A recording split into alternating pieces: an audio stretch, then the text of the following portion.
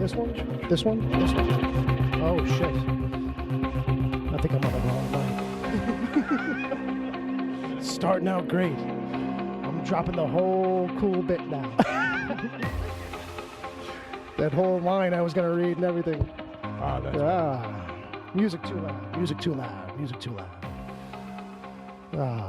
Welcome to Horror-Ween. Welcome. Yeah, that took the wind out of it. I'm not even gonna. I wrote this stupid open line. I tried to be like Tales from the Crypt. All right, kids, ladies and gentlemen, boys and girls, thanks for coming. It's Horror-Ween. It's the first ever. It's a thing. What do you call that? Oh, when it's the first ever of the thing. Are we gonna read the Raven pilot. again? No, no Raven this year. You'll have to go look for that in the feed.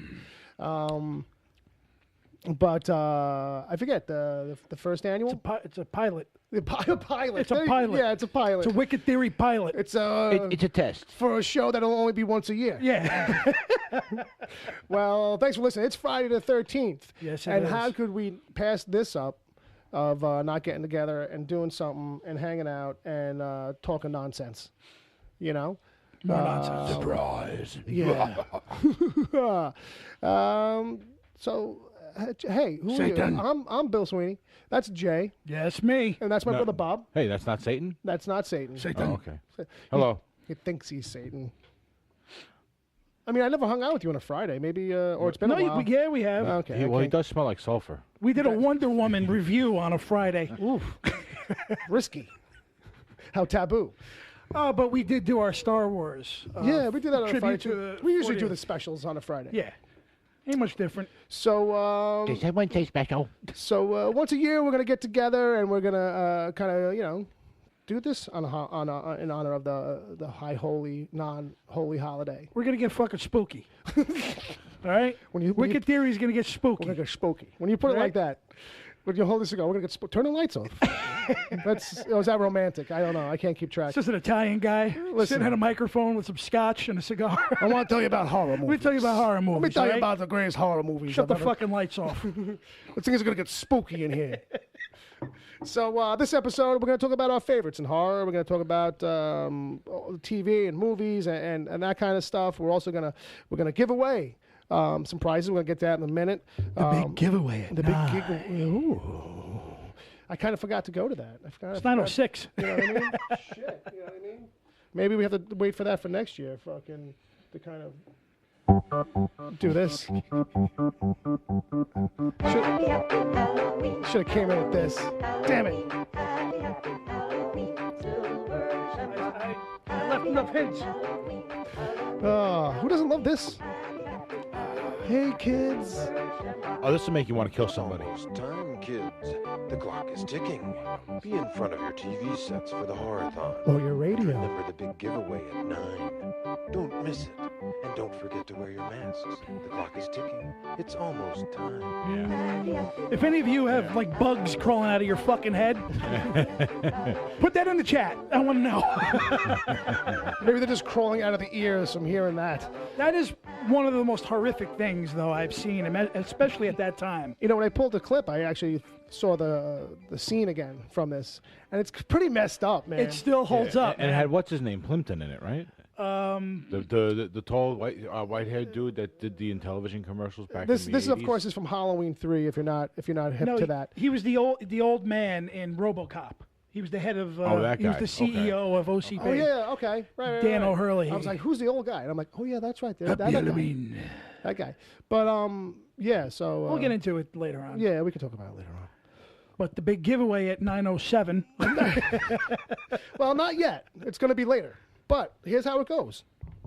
So as you know, we normally play chat room games, and we got some people hanging out. Who do we got hanging out in there? Let's take a look. Let's take a Well, look. there's me. There's Jay. There's Jay. No, Okay. Well, we got Obi-Ram Kenobi. Obi! Look who's got back. Quadcast Courtney.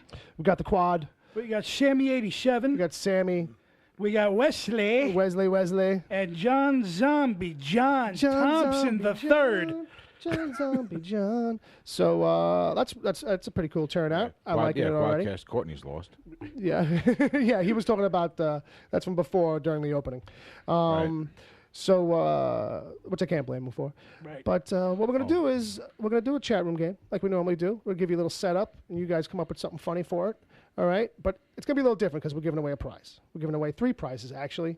Jay, tell them what you're giving because I think yours is... Or should I start with mine because I think yours is the cooler one. Well, good. It's all depends on what they like, actually. So I'm giving away some stuff that came in a loot crate. That's horror stuff.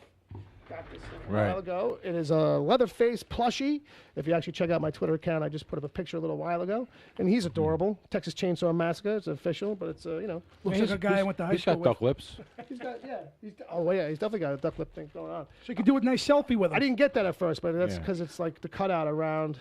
Right. You know what I mean? It almost looks like he's got big kissable lips. Right. He almost looks like it almost looks like Leatherface via Duckburg. He actually kind of looks like Vince Vaughn a little bit. It does. It kind of just looks like a duck guy with dark hair and some stitches across his head. Maybe he's going to be the surprise character on the new DuckTales. DuckTales. Ooh, it's gonna get horror. It's gonna get dark. Leather duck with a chainsaw. Would it be leather duck or just duck face? Duck face, probably. He'd probably be duck face, right? So also giving away one of the oddest things I ever got in a loot crate. I think that's pretty cool. It's cool, but it's just odd. It's something you would never have thought of. It's Nightmare on Elm Street Freddy glove chopsticks. So it's 2 steel chopsticks that have like a little holder that is Freddy's gloved hand kind of thing. Yeah. It's kind of like the knives on his glove, right? But it's chopsticks. And if if he was doing a peace sign and his fingers were real long spikes. But they're like the kid chopsticks. I guess so. Yeah, because they're held. Right, they're held together. Yeah. Oh, that's a holder and he's spring loaded, maybe. Yeah. Yeah. Oh, I thought it was just kind of like a holder in general. Yeah, you put your finger, you still put your finger in between in the middle to pinch them. I've seen it where it's got like the little. You don't have to worry about them balancing them. Oh, all right. There you go. So for the chopsticks, deficient or disabled. Yes. If you were not good with chopsticks. Why didn't they just make a bamboo fork? They probably should have. Let's see. What's 7? But this is only for 17 years and older. So if you don't know how to eat Chinese food with a chopstick by then, you know what would have been better if they had given you a pair of chopsticks on a glove. I think you're onto $1 billion idea. And then you maybe you pinch it in your fingers or something in the palm of your hand to get them to close. Kind of a Spider-Man maneuver. I got you. I like it. And then you can just eat that way. I just want a fork now on the back of my hand, and I just want to eat like that. Okay, so that's my 2 things. But Jay started this all because he's got a little something from the treasure chest. Yeah, he's the one who made us come here today. This is my bad idea. This is his idea. Yeah, this is my bad. The grand prize. Yeah, salute to Jay. Yeah, the scotch is working too. Scotch. This is a lot smoother than that other stuff we were drinking. It's black label. I had the red label last time. But is the red mean fire? Okay, go on. Yeah, no, the red means cheaper. Right, I won't interrupt. Let's let you get out this thing. No, the grand prize. If anybody saw the YouTube video I did earlier in the week, that's true. You guys are going to get a Betamax copy of the 1951 version of The Thing. Nice. So it's in great condition too for its age. That's a 35-year-old fucking tape. Hey, look, really? I mean, don't think this isn't a cool gift though, because it's Betamax. Right. It's the rare collectible. It's a collectible, and it's increasingly rare because it is Betamax. Exactly. It's a cool little gift, and if you're into horror, this is a cool little thing to have. I think the package covers anybody. If you're into horror at all, how could you not want a piece of this? Oh yeah, that's great. I feel like I'm working on PBS now. I'm trying to sell a 7-disc set. How could you not love these selections that we've brought out for you today on the turnstile? That'd be another good job for me. There you go. With a cigar and some fucking scotch. Working the PBS telethon? Oh, man. I'd be fired in 7 minutes. Let's make a video. Actually, you know what I want to see you on? Antiques Roadshow. Oh, okay. This is a pretty good piece. $20. And what do you think of my Coney Island whitefish? Where's the bell? From Ozzy Osbourne's 82 tour. Diary of a Madman tour. And that's an inside joke, folks. Dom Torrey in the chat. Dom Torrey. All right, so here's the thing. That's the stuff we're giving away. All right, 3 prizes.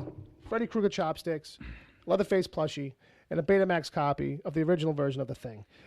Which is actually a pretty cool movie. Yeah. And here's the thing. This is how it's going to go.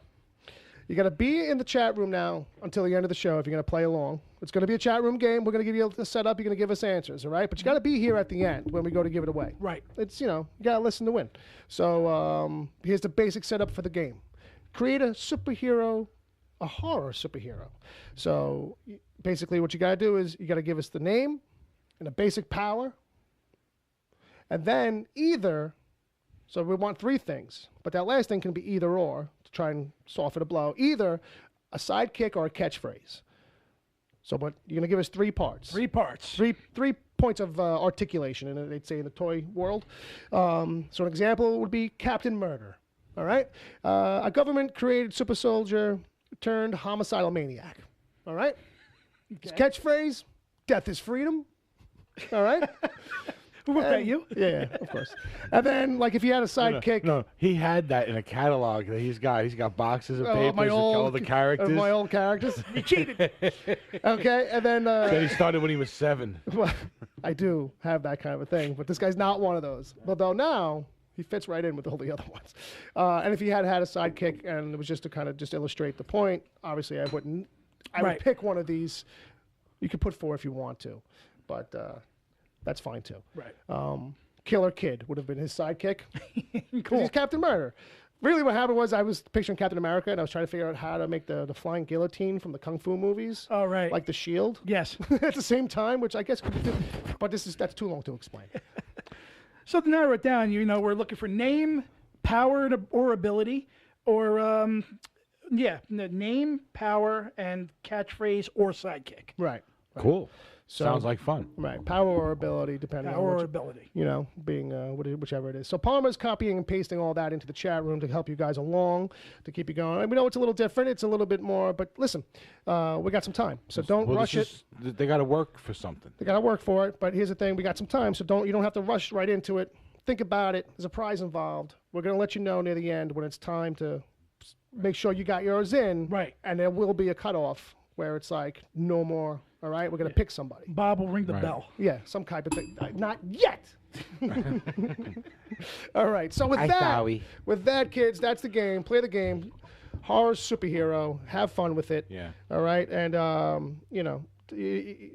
make him good. Make him Be good. here till the end. Start now. And be here and be here to the end. Or Bob will bite you through the radio, I guess. Like the monster that he is, because this is Horror-Ween. Satan. All right. I'm surrounded by Vincent Price and a zombie pit bull. I guess. All right. So let's get right into it. We're going to talk about some horror movies. So basically, to kick this off and keep it moving, me and Jay were just kind of like, it's going to be top 5s for a couple of topics here. So Bob gave me his top 5 just now too. Bob is a guy in the moment. Let me tell you. Bob will just pull shit out of his ass. Yeah. 48 seconds. But I am a bullshitter. I am a bullshitter. But he pulled out a pretty good. But he pulled out a pretty good run. So in no particular order, I think is probably the best way to go. Or is yours by top down? No, I just spurted them out. Fair enough. So what do you got on yours, so you buddy? did like I did too. Right. More or less. Well, I'm going to start off with my personal favorite. Right. And that's John Carpenter's The Thing. Right, sure. That, I went to the movies to see that when I was 9 years old. Right. I remember seeing that. And That's some good the color version, because there was a black and white one, right? well, the black and white one's the Betamax that somebody's getting as a fucking prize. It all comes full circle. Right. But I've seen that. That's an awesome movie in its own right. Oh, absolutely, and a lot of similarities too with the newer film. Mm-hmm. You know what I mean? Even though the concept is pretty much timeless. You don't really have to mess with it. Yeah, I mean it's more closer to the original short story by Campbell, Right. where basically an alien takes over you. Yes. And he is now you are now something else. You're just a host for this alien. Yeah, it's symbiotic. And it's really, really a great film. This is John Carpenter in his fucking heyday. This is Kurt Russell with a man beard. Keith David before the Marines commercials. Keith David, Wilford Brimley. I mean, this is as good as it gets, man. It's You know what Brimley I mean? before the diabetes. Right. And a know lot what of I mean? people argue, well, I think it's more science fiction. No, there's a lot of fucking gore in there, man. Yeah. It's really Yeah. horrific. But you know what? It Yeah. is, and it's one of the few that kind of goes both ways, like Alien, how it's like, it's kind of both. You know what I Yeah. mean? Yeah. And pulls it off. Yeah, well, I think Alien took a lot from this. Yeah, and Alien, obviously, because it's the future and we're in space, it's obviously more sci-fi from Yeah. Jump Street, but, it's a successful blend. Right. But I think this is more horror based. Mm-hmm. Definitely very claustrophobic. You know Yeah, what I mean? It's an yeah. all male cast too. There's no Right. like women in this Right. at all. And it still holds up to this day. Even Mm-hmm. the practical effects for its day still are kind of fucked Yeah, up and yeah. weird and eerie, and some of the sounds you're hearing when they're fucking changing and they're screaming, it's still very The chilling. whole thing with the Petri dish Absolutely. still gets Yeah. me. Oh, And yeah. it's just a Petri dish and a hot poker, like, you know what I mean? But it does this noise where it's like, that is ungodly. when Norris, when the defibrillator Yeah. punches Yeah, his yeah, yeah. chest Oh, in, yeah. and Yeah, it yeah. fucking takes his fucking arms off. It's a classic. Phenomenal stuff. Phenomenal. That's the But, word. That's the word of the night. Phenomenal. But to move it right along, Yes. and these are not in any order. But Sure. my next one is the original Frankenstein, Okay, which I've never seen. right? Which again can be it could be science fiction or horror depending Sure. on how you look at it. Right. But definitely, this is the man This is being the God. Boris. This is the Boris Karloff. This is the Boris Karloff. Karloff. Right, what's that? 1931. Mm-hmm. And I've always been fascinated with that story of a man becoming, making a creature and, Sure. getting. It seems so easy. right. I He's mean, being obviously God. it never works out well, but it just always seems like all I need is some body parts, some stitching, and some electricity. Right. And I got most of that in the house. But it's the whole Yeah. God complex of how this guy Bob? wants to create. Do you mind? No, I'm only kidding. Yeah, it's just cool that, it's just a guy trying to step into the role of God and Yeah. creating this thing and, being all masterful, and then it bites him in the ass. I remember trying to read the book at one point as a kid, and it was like, because it was ye olde stuff. It was Right. a little dense at the time, and I was like, yeah, I'm not tracking any of this. I put that shit right. I'm straight back to Stephen King. Straight back to language I understand. Well, there's been a lot of different renditions of Yeah. Frankenstein through the year. I mean, Sure. you remember De Niro did it one time, which is actually probably the closest to the book. Right. You know what I mean? Except Mm-hmm. You had an Italian guy. Hey, the villages, eh? You know?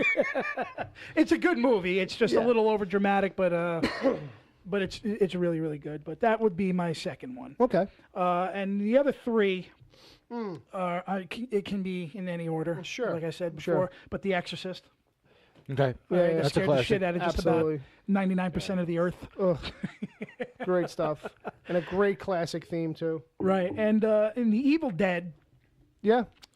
which I say The Evil Dead because it's a totally different film Right. than anything after it. Yes. You know what I'm saying? Yeah. Like Yeah, yeah, yeah. Ash isn't Ash until Evil Dead 2. Right. You know what right. I mean? yeah. Ash is in fucking jeopardy in Yes, in yes. this movie. It is definitely, like, because Evil Dead 2 is on my list. Right. So, it's definitely a different animal. Oh, it's You a know what I mean? straight up horror film. And as horror, because my reasons for having it on mine are because it's of the difference of what it became, right? You know what I mean? Like, so Little like, slapsticky. So, but I agree with you. Like, that first one, it feels like nothing else too. Right. And it's a result of all that guerrilla filmmaking, stripped budget, and real simple kind of not a lot of talking in a way kind of storytelling, where it's a lot of Now I'm going to bring Bob in on this as well because this is on Bob's list. He just Yes, told it me. is.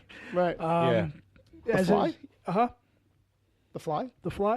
that No, what no, you no. said? Evil Oh. Dead. Oh, I'm Evil just- Dead. yeah, I'm yeah, sorry. Evil I'm Dead, sorry. yeah, yeah. Oh, I gave it away. Yeah. No, you gave my last pick away. I'm sorry. I'm sorry. I stole your thunder. But I stole your thunder. yeah, the Evil Dead today still has a level of creepiness and eeriness as well as like The Exorcist and Yeah, well, in order for it to be a good low-budget horror movie, you have to be able to build suspense, tension, and equal parts disgust Right. in pretty much one location, maybe two. Yeah.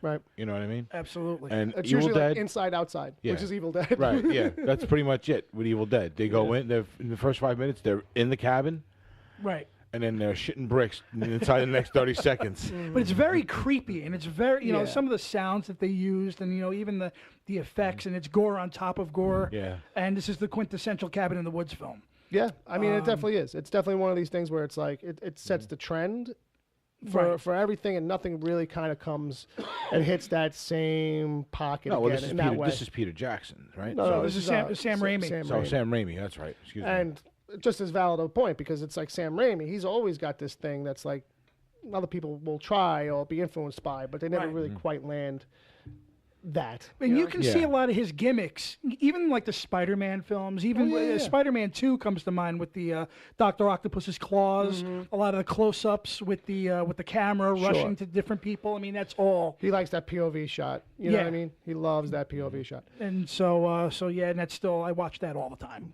Nice. You know, definitely. And my last one, as Bill spoiled it for you Well, I guys. don't know. What is it? Wait a It's minute. the I forgot. 1986 version of The Fly. Oh, I didn't know that. I didn't know that. I thought it was the old Vincent Price No, this is the Cronenberg guy with the version. big head. Yeah. It's Goldblum. It was Goldblum, baby. Goldblum.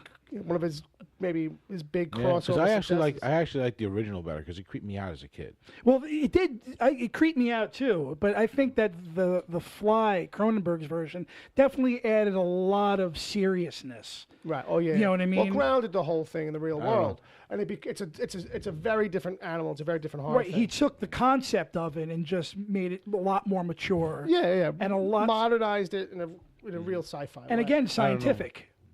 I don't know. I just when that little fly lands on the guy, goes, "Help me!" It just creeped me. Oh yeah. Look, don't get As me a wrong. kid. Oh, the thing And I then- take away from and the then seeing original. the fly guy with the hands and the. I'm not that- saying there's it's that. not. I mean, And don't get me wrong, like, you know, in the black and white original, it's got its merits because, like, when he walks in and he's got the giant fly head out of nowhere and she freaks out, it's like, oh, okay, I didn't see that coming. Right. You know, giant fly head. And the thing I take away from the original Fly more than anything else is the cat. Because they tried it on the cat. and it disintegrates. And no, It's meowing in- it's meowing in midair? in the etherverse. Like, you know, it's in the mists of time, just in the house. What is that, honey? Don't worry about it, dear. That's funny. Where is the cat? I can't find the cat. Don't worry about it. Stop looking.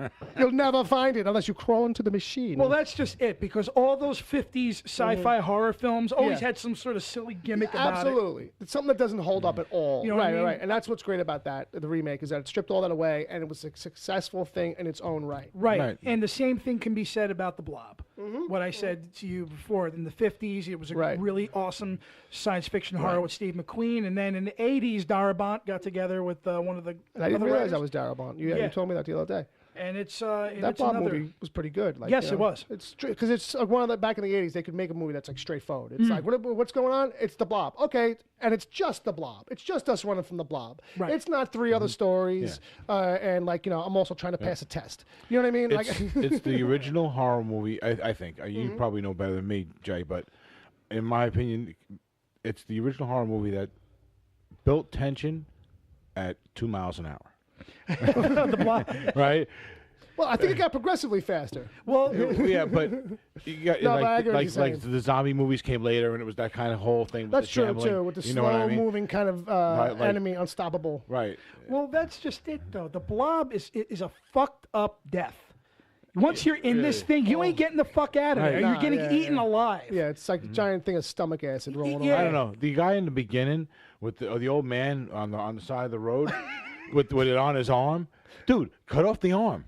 Yeah, it He is. tried to, though. Oh, does he? Yeah. In the remake, see, they fixed that in the remake. Okay. Because he cuts his arm, he cuts his hand off. Right. And it attaches back to his arm, right in the same It's second. like, you're not getting away from me. And so that was good writing. That's got to be Darabont. That's gotta be done about. Right. We'll do that scene, but we're gonna do it right. We're gonna this time. fix it. So those are amongst my favorites of in horror lore, and there's a couple others that we'll get to later because we have a separate bit, Okay, fair enough. and Yes. we'll get to that later. So on to you. So I got Halloween, the original Halloween. Of course. Yeah. And so like for that's just one of those ones that like as a kid it got me more than the others. Like, you know, like it does something different because, you know, as a little kid, like, you know, you could be scared or whatever of like Jason too, but Freddy not so much because he's a goofball.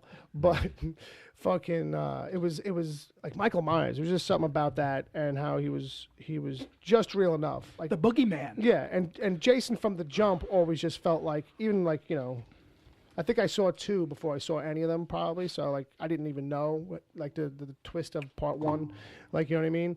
So like he just seemed like this like like more cartoonish. Right. Halloween felt grounded and real, like Right. you know what I mean, and Well, that started the slasher film. Right? and at the end of the first one, the whole thing with the balcony, and then he's not there. Yeah. I was like, "Fuck you!" Like as a kid, I was like, "No, fuck that, no." Like that got me. And then for years, the music was the only music that like would give me the chills, like even into like teens. Like that, if I heard the Halloween music, man, that shit would just cut me to the core. Like, oh, just give me the heebie-jeebies. And who like, did the music? Mr. Carpenter Mr. himself. Carpenter himself, Mr. Carpenter man. himself. And for those who came early, you got to hear a new version of that. Trent Reznor and Atticus Ross redid that, and nobody really knows if it's for this upcoming Halloween remake that's coming down the pike, or if they just kind of like got the permissions. They were like, we just want to do it. Well, if they did, it's very, very early. Yeah, exactly. It's like we got it done just in case if you guys want to use it. But so that's in there, like kind of just as a personal. That's like a personal probably top for me for horror movies in general. You know what I mean? There's a lot of different ways to go and stuff. Now, fresh off the stack though, it like just just came out, and as much as people want to everybody was all super in love with the original show TV fucking version of it. Like this, I don't know why. I thought that was atrocious. yeah, Well, I'll tell you exactly why. I mean, it's only was Tim all they had. Curry. Well, that too, and it's a little bit of nostalgia memory. Like It's when Tim you go, Curry's but performance. it's Yeah. Tim Curry, and only Tim Curry that works in that thing. Right. Basically. Because that was an exceptional performance. Absolutely. Out Yeah. of him, and that's what they think of it. Yeah, and so this new version is the one that's on my list. Right. And this thing, That's admirable too. and this thing is just the first movie in a long time that fucking creeped me out. I got some real good chills and some real good the jump scares were there, and they got me on a couple of those. But there was just a couple of times where I was like, oh man, I feel like almost like when I used to watch these things when I was a kid. Like it got me good in a couple of things. Like, oh man, that's fucking creeping me out, which has not happened in years. And I think that's part of going to see it live too, maybe with an audience and having a bunch of young girls that were screaming "Holy hell!" but like blood curdling. Like I forgot how long it had been since I heard blood curdling screams. Girly screams. Like Yeah. like you only hear by a roadside accident. Yeah, Like, in my theater they did that too. Oh my god! Yeah. Like at a point it was like, all right, girls. Like I know, but still, Well, dial it back. they are like there with their boyfriends. Well, that's that. They're with the So- whole group, so it's like so it can all loose, yeah. like everything comes out. Yeah, they want to like grab the arm and go, ah. Well, yeah, there's also that too, I guess. Never did that. Or the dick in the popcorn. Whoa, hey, that's not butter. All right, stop. What is that Okay. from Porky's? So, It was Diner actually. That's that. Yeah. Okay. Diner, Yeah. yeah. That's what it was. That was Mickey Rourke does it. The wall was Porky's. I'm gonna switch these around a little bit, but Psycho. I'm Oh, gonna mention absolutely. next. Yeah. The Well, that's a classic. in its own original right. Psycho. Yeah. And not for any of the really ballyhooed shit. It's really for Perkins. It's really for him. His performance. You know what I mean? It's really for a lot of things. It's I for mean, a lot yeah, of things, yeah, but yeah. for me personally, like it's like the shower scene, like oh yeah, I just mean like those big things. But it's for me, it's those long talks he gives, like when he talks. I forget what he's talking about, but that giant freaking owl is up above him, stuffed. I don't know. He's probably talking about his mother, but I think he's talking about spiders. He's got a couple of monologues in there that are just like really Right. fucking bent, and it's just like he's so captivating in it to me. And it's like all the other stuff is like trappings to me in a little bit of a way. Like he sells it. Like that's one of these ones that's always kind of like creep me out. It is an affected me. exceptional performance, and I thought it was one that should have been considered for big awards because he just brings it the fuck home as It's that actually. psychopath. I was just thinking it's actually a shame that he got pigeonholed that way. Yeah. Yeah, he did. Yeah. And because they only get shittier as it goes. Right. Obviously, it's back in that era where there really were no good sequels to things. No. But In fact, they didn't do one until like 22 years yeah, later. that's what I was gonna say. Well, because I know like Hitchcock didn't sign on for part 2, But No, but they waited till he died, and then then it was like, okay, now we can rob the grave. Which aren't too bad, because at least he stays in character and he keeps it. Yeah, I mean, he's good in it. He's serviceable. He stays as him. But as the movies go, because we have to, just by nature of the animal here, dig deeper into him or get to know him more. Let's give him a girlfriend, like a real girlfriend. Let's try to do the thing where he gets better, but then he can't stay better. I'm trying to be good now, but my urges. I like the one with Jeff Fahey plays the really redneck fucking guitarist. Jesus Christ! Yeah. I just need a room. You stupid bitch! You should have been coming instead of going, or something. Something Could have like been going, something like that. So, and I put Great pick, man. I put Saw in there.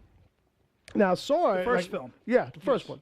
I mean, it holds up for a little while, but the series, but the first one, because it's got the great ending on it. You know what I mean? And mostly because of that.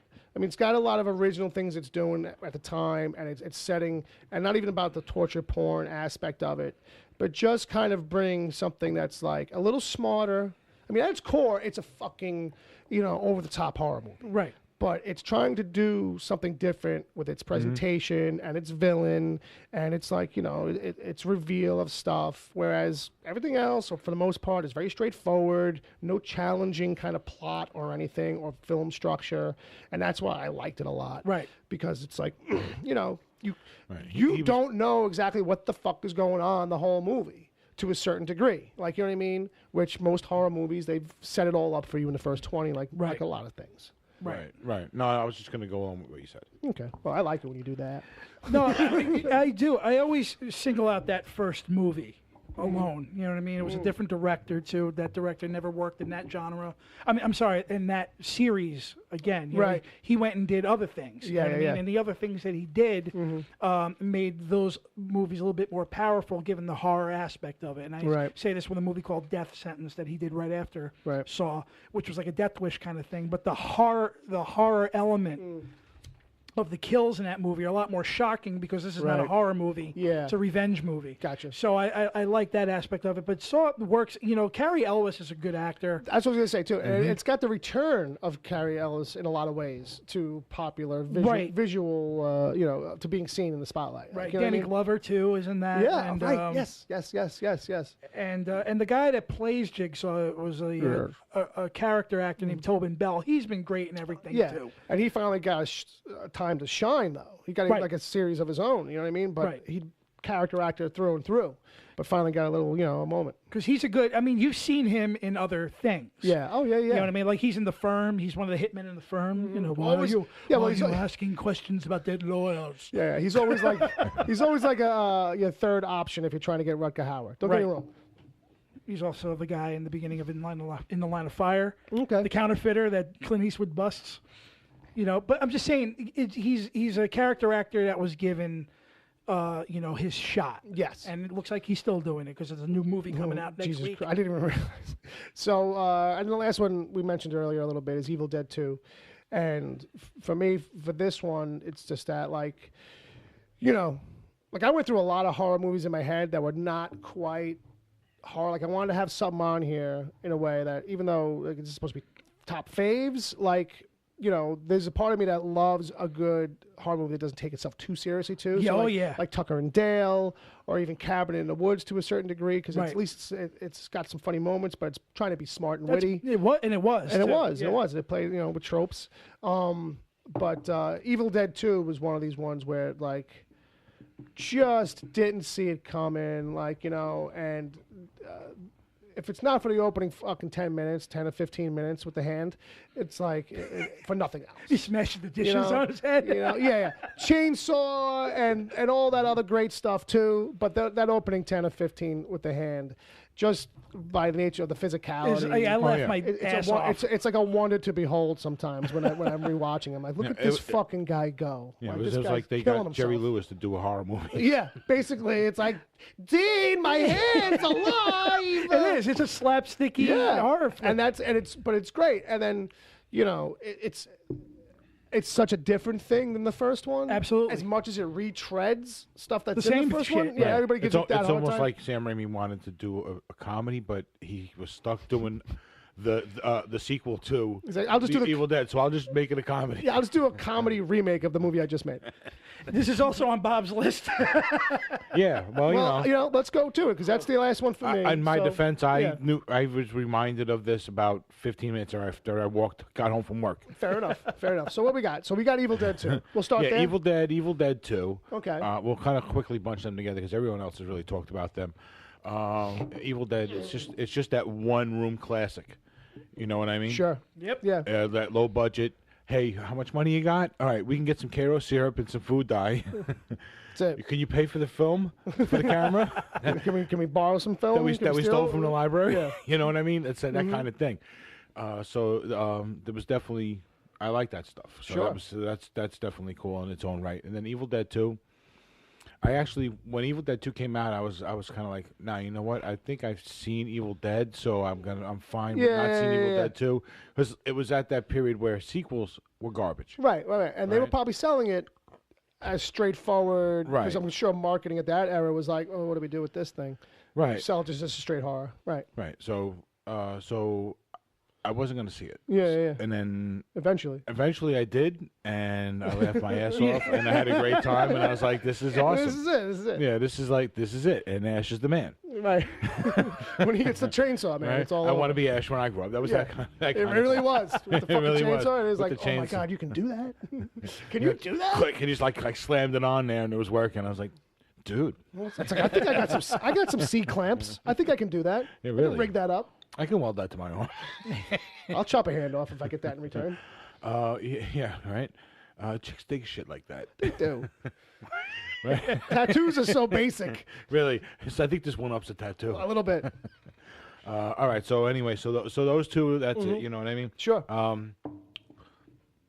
Then there's one that you guys haven't mentioned, which is the sequel to the sequel of Evil Dead. Army of Darkness? Army of Darkness. Yeah, sure. That's fun. Yeah. Right? Oh, absolutely. Yeah. It's fun. It's bloody. Blast. It's a Yeah, blast. It's a blast. Literally. Yeah, literally. Literally. I mean, shotgun on the arm. This is him making him a superhero now. Yeah, this is superhero Ash, basically. You know. Yeah, it really is. Budget went pretty high, too. But you know what? You still wanted to be him at the end, and they sold that with the billboard with him with the chicks on his legs, and he's got the shotgun arm up in the air. Remember that? Yep, it's like the Conan movie pose. Right. Kind of Yeah. yeah. Right. It was like That's a great poster. but yeah, with a little bit of touch of National Lampoons in Well, it. that's you know the thing. what I mean? Yeah, everybody's doing that same thing. You know? It's that same motif. So it's classic. So not really a true horror movie, but a lot of fun. Yeah. And it's like I said, playing with all that. I got the call for this about 15 minutes after I walked in the door. Sure. Then you got to have a couple of classics. Sure. More modern, not the black and whites, not the French stuff. Fair enough. We'll get to that. That's coming. It's a tease. So, I went with Friday the 13th. Nice. Okay. Okay, the original. Today's the day to do that. Right. Right. And yeah, that's very true. Because there's a nice twist at the end of that movie. Right. You know. Right. And you know what's funny too is I think I had either didn't know or I had just forgotten. Like I'd probably been told, and I had probably forgotten that's what the twist was. Right. You know what I mean? And I'm not going to say it here. Yeah, I mean, just in case someone's The 37-year-old spoiler. You know what I mean? Just in case someone's still in the dark, if that's like, what? There's a twist to the first Friday the 13th. Like, yeah, go watch it right now To before be somebody fair, else gives it away. A lot of people don't know. Yeah, spoiler alert. Yeah. Spoiler alert. Okay. And you're right, though. Generation-wise, it's not as a common conversation thing as it was when it was fresh. Yeah. Right. So I can see that. Yeah. All right. Well, we've done the bell and said the spoiler alert, so now we'll say it. No. Why bother? Right? We're past it. We're past it. Okay. So anyway, all right. So my point being, that's a big twist. Yeah, I love it. Yeah. So definitely. All right. So then, I believe you called it the original slasher flick earlier. Nightmare on Elm Street. Yeah, sure. Well, literally, yeah. The original slasher, we said Halloween. Okay. Halloween. Okay. Halloween. All right. So And actually, it might go to Psycho. Sorry. Okay. Yeah. True. Yeah. Okay. Anyway. All right. So Nightmare on Elm Street. Okay. Nice. The premise was totally creative at that point. Oh, yeah. Horror movies had been coming and going with the whole bloody mess thing, the hack and slash. So, the whole idea of the falling asleep and dying in your dreams dream and world. everything, the dream world and all that. Very fresh, creative take. Johnny Depp's big breakout performance. Mm-hmm. Yes. And Wes Craven. Dies. Wes Craven. That wasn't his breakout, I don't think, but it was. No, it was. But it's a huge. It was huge for him. It was huge for him because that's his license and. Yeah. You see, Freddie, his franchise. Yeah, because Freddie became like kind of silly too after that movie. Yeah. That first movie is, I remember being sweet. One was the culmination of the idea. 2 was the over the top version, right? Because you had to outdo the first one, and then from there it became a whole different thing. Doc and Cotton got involved. That's a good one, though. It's actually a good one. Was that the Dream Warriors? That's the one they made. That's the one they made cool because it was like it was like the power metal. Franchise, but they also continued the story of the first movie too. Yes, at that one, because Heather Langenkamp comes back with her dad, and they continued the story. And it kind of did something a little bit different, where the kids now are trying to fight against him, early on, as opposed to like the last 5 minutes. Right, they're trying to figure out how to fight him, instead of just figuring out what's going on. And then they tried the one sequel where it was like Freddy 5, Freddy Lives, or Freddy's Alive. Freddy's Dead. Freddy's Dead. Well, the one where like Wes Craven's making another Freddy Krueger movie. Yeah, where he's playing himself. Wes Craven's New Nightmare. Right. And Freddy comes to the real world. Which was actually a cool... Yeah, it had some good stuff in it. It was all right. Yeah, I mean, if you were going to go and do like these sequels, try to bring something else. And they got, what's her name? Heather, what's her name again, right? Heather Locklear. Langenkamp. Yeah. Right. Everybody playing themselves. Robert Englund's in it playing himself. Yeah, of course. And Freddy, too. Ooh. But then he even got a TV show, Freddy's Nightmares. That was a cool show, too. I remember watching that. Yep. Well, they did an origin story. One of them was an origin story. I believe it. Yeah. About how he was... son of a thousand maniacs. Son of a thousand maniacs, yeah. He was a child molester that... all the parents in town. Oh, the child molesters raped. Yeah. All the child molesters raped his mother or something. Yeah, his mother was a nun at a convent, and she got locked in a room with them all, and they had their way, and he didn't know which one was the father and stuff, and I think he grows up in that building too.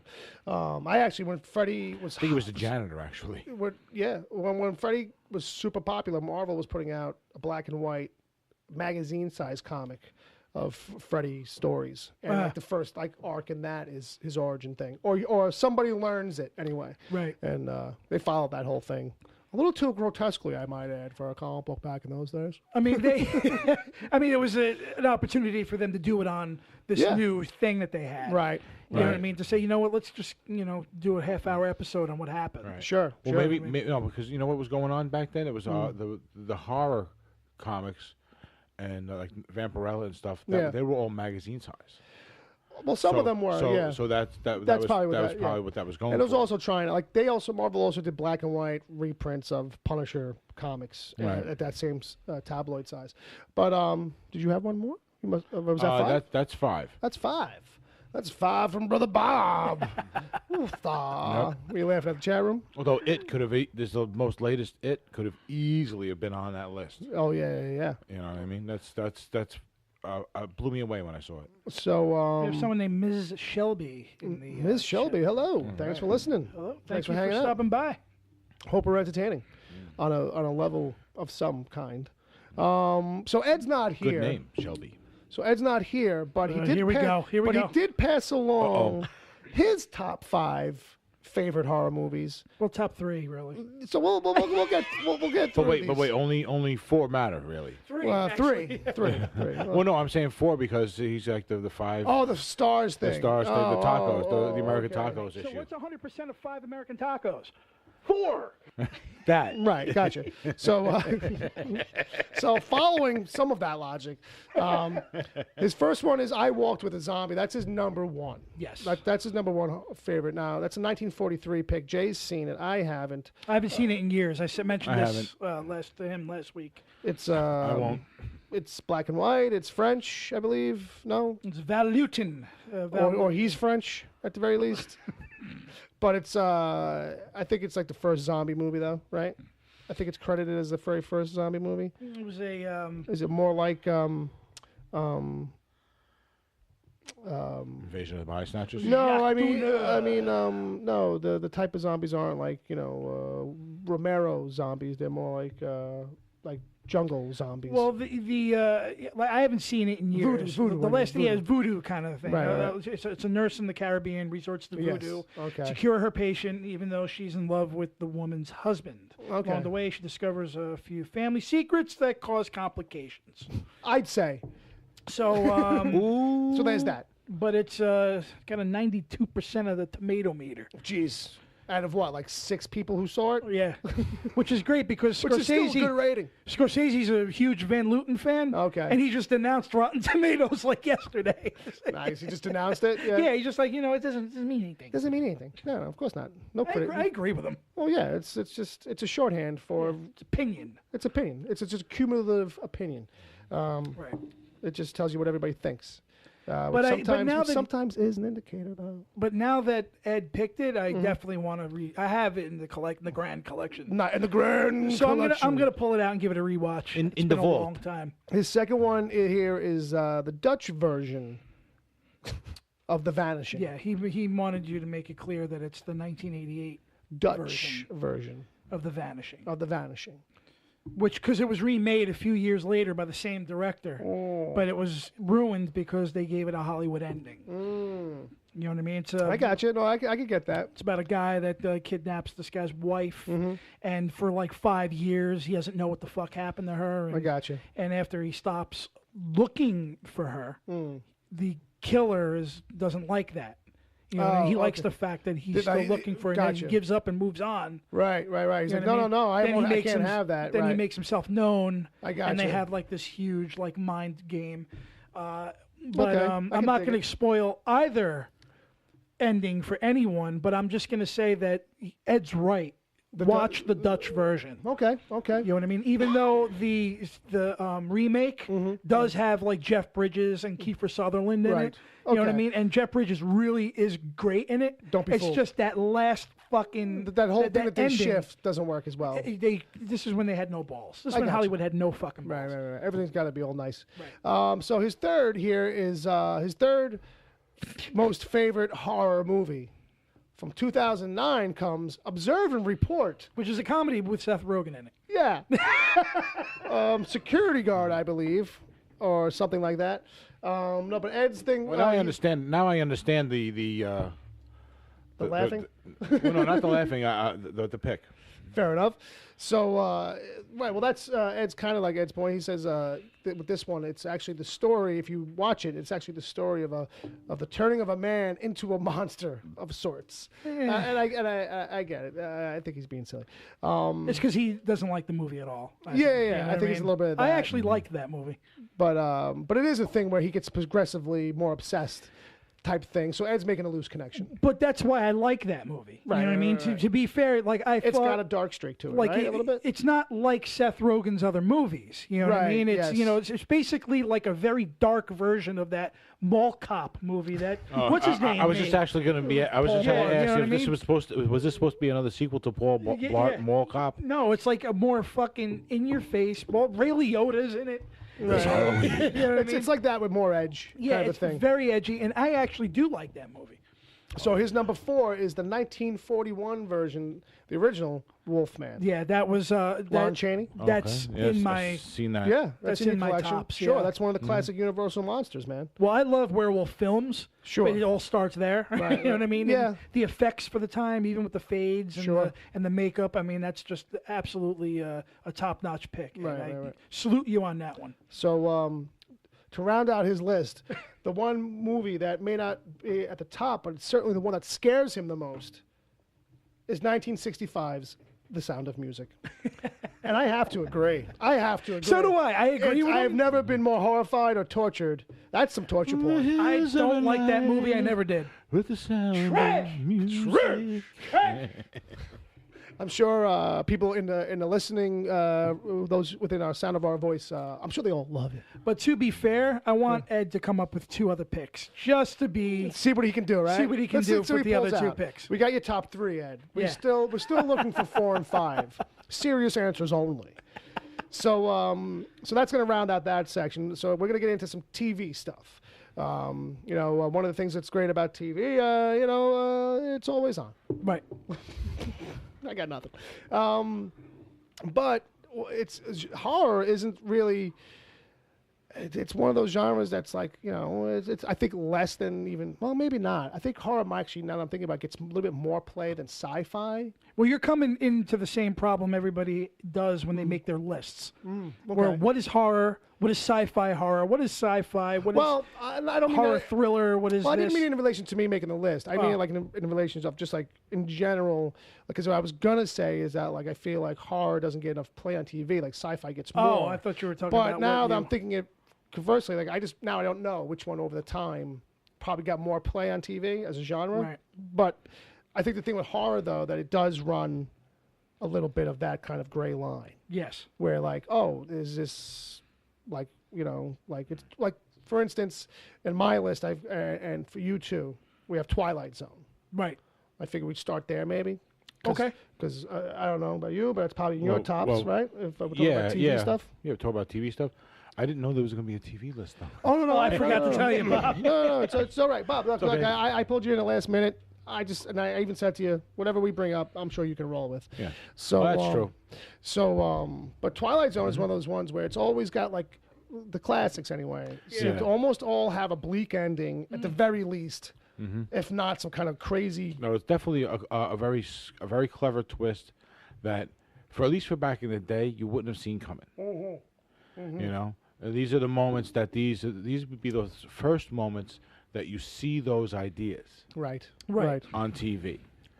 You know, because you had to be, back in those days, you had to be smart if you were going to do something that was going to scare somebody. Yeah, you couldn't true. show it.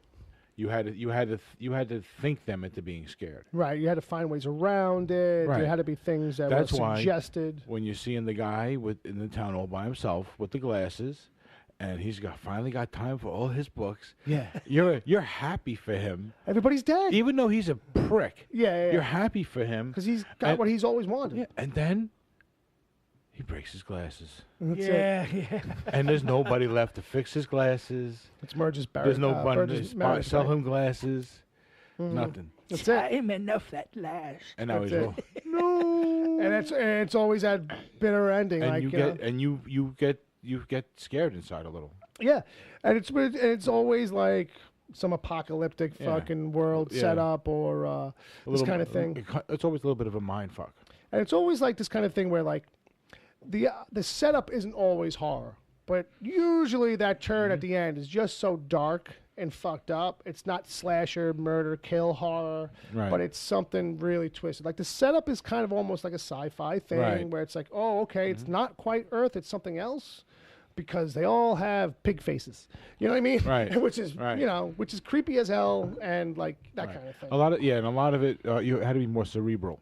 Yes. Well, yeah. That was just that shows. Yeah, and the visuals you had to be careful with, like the pig faces. Right. That would be really creepy, but it's a pig, so it's safe to put on TV.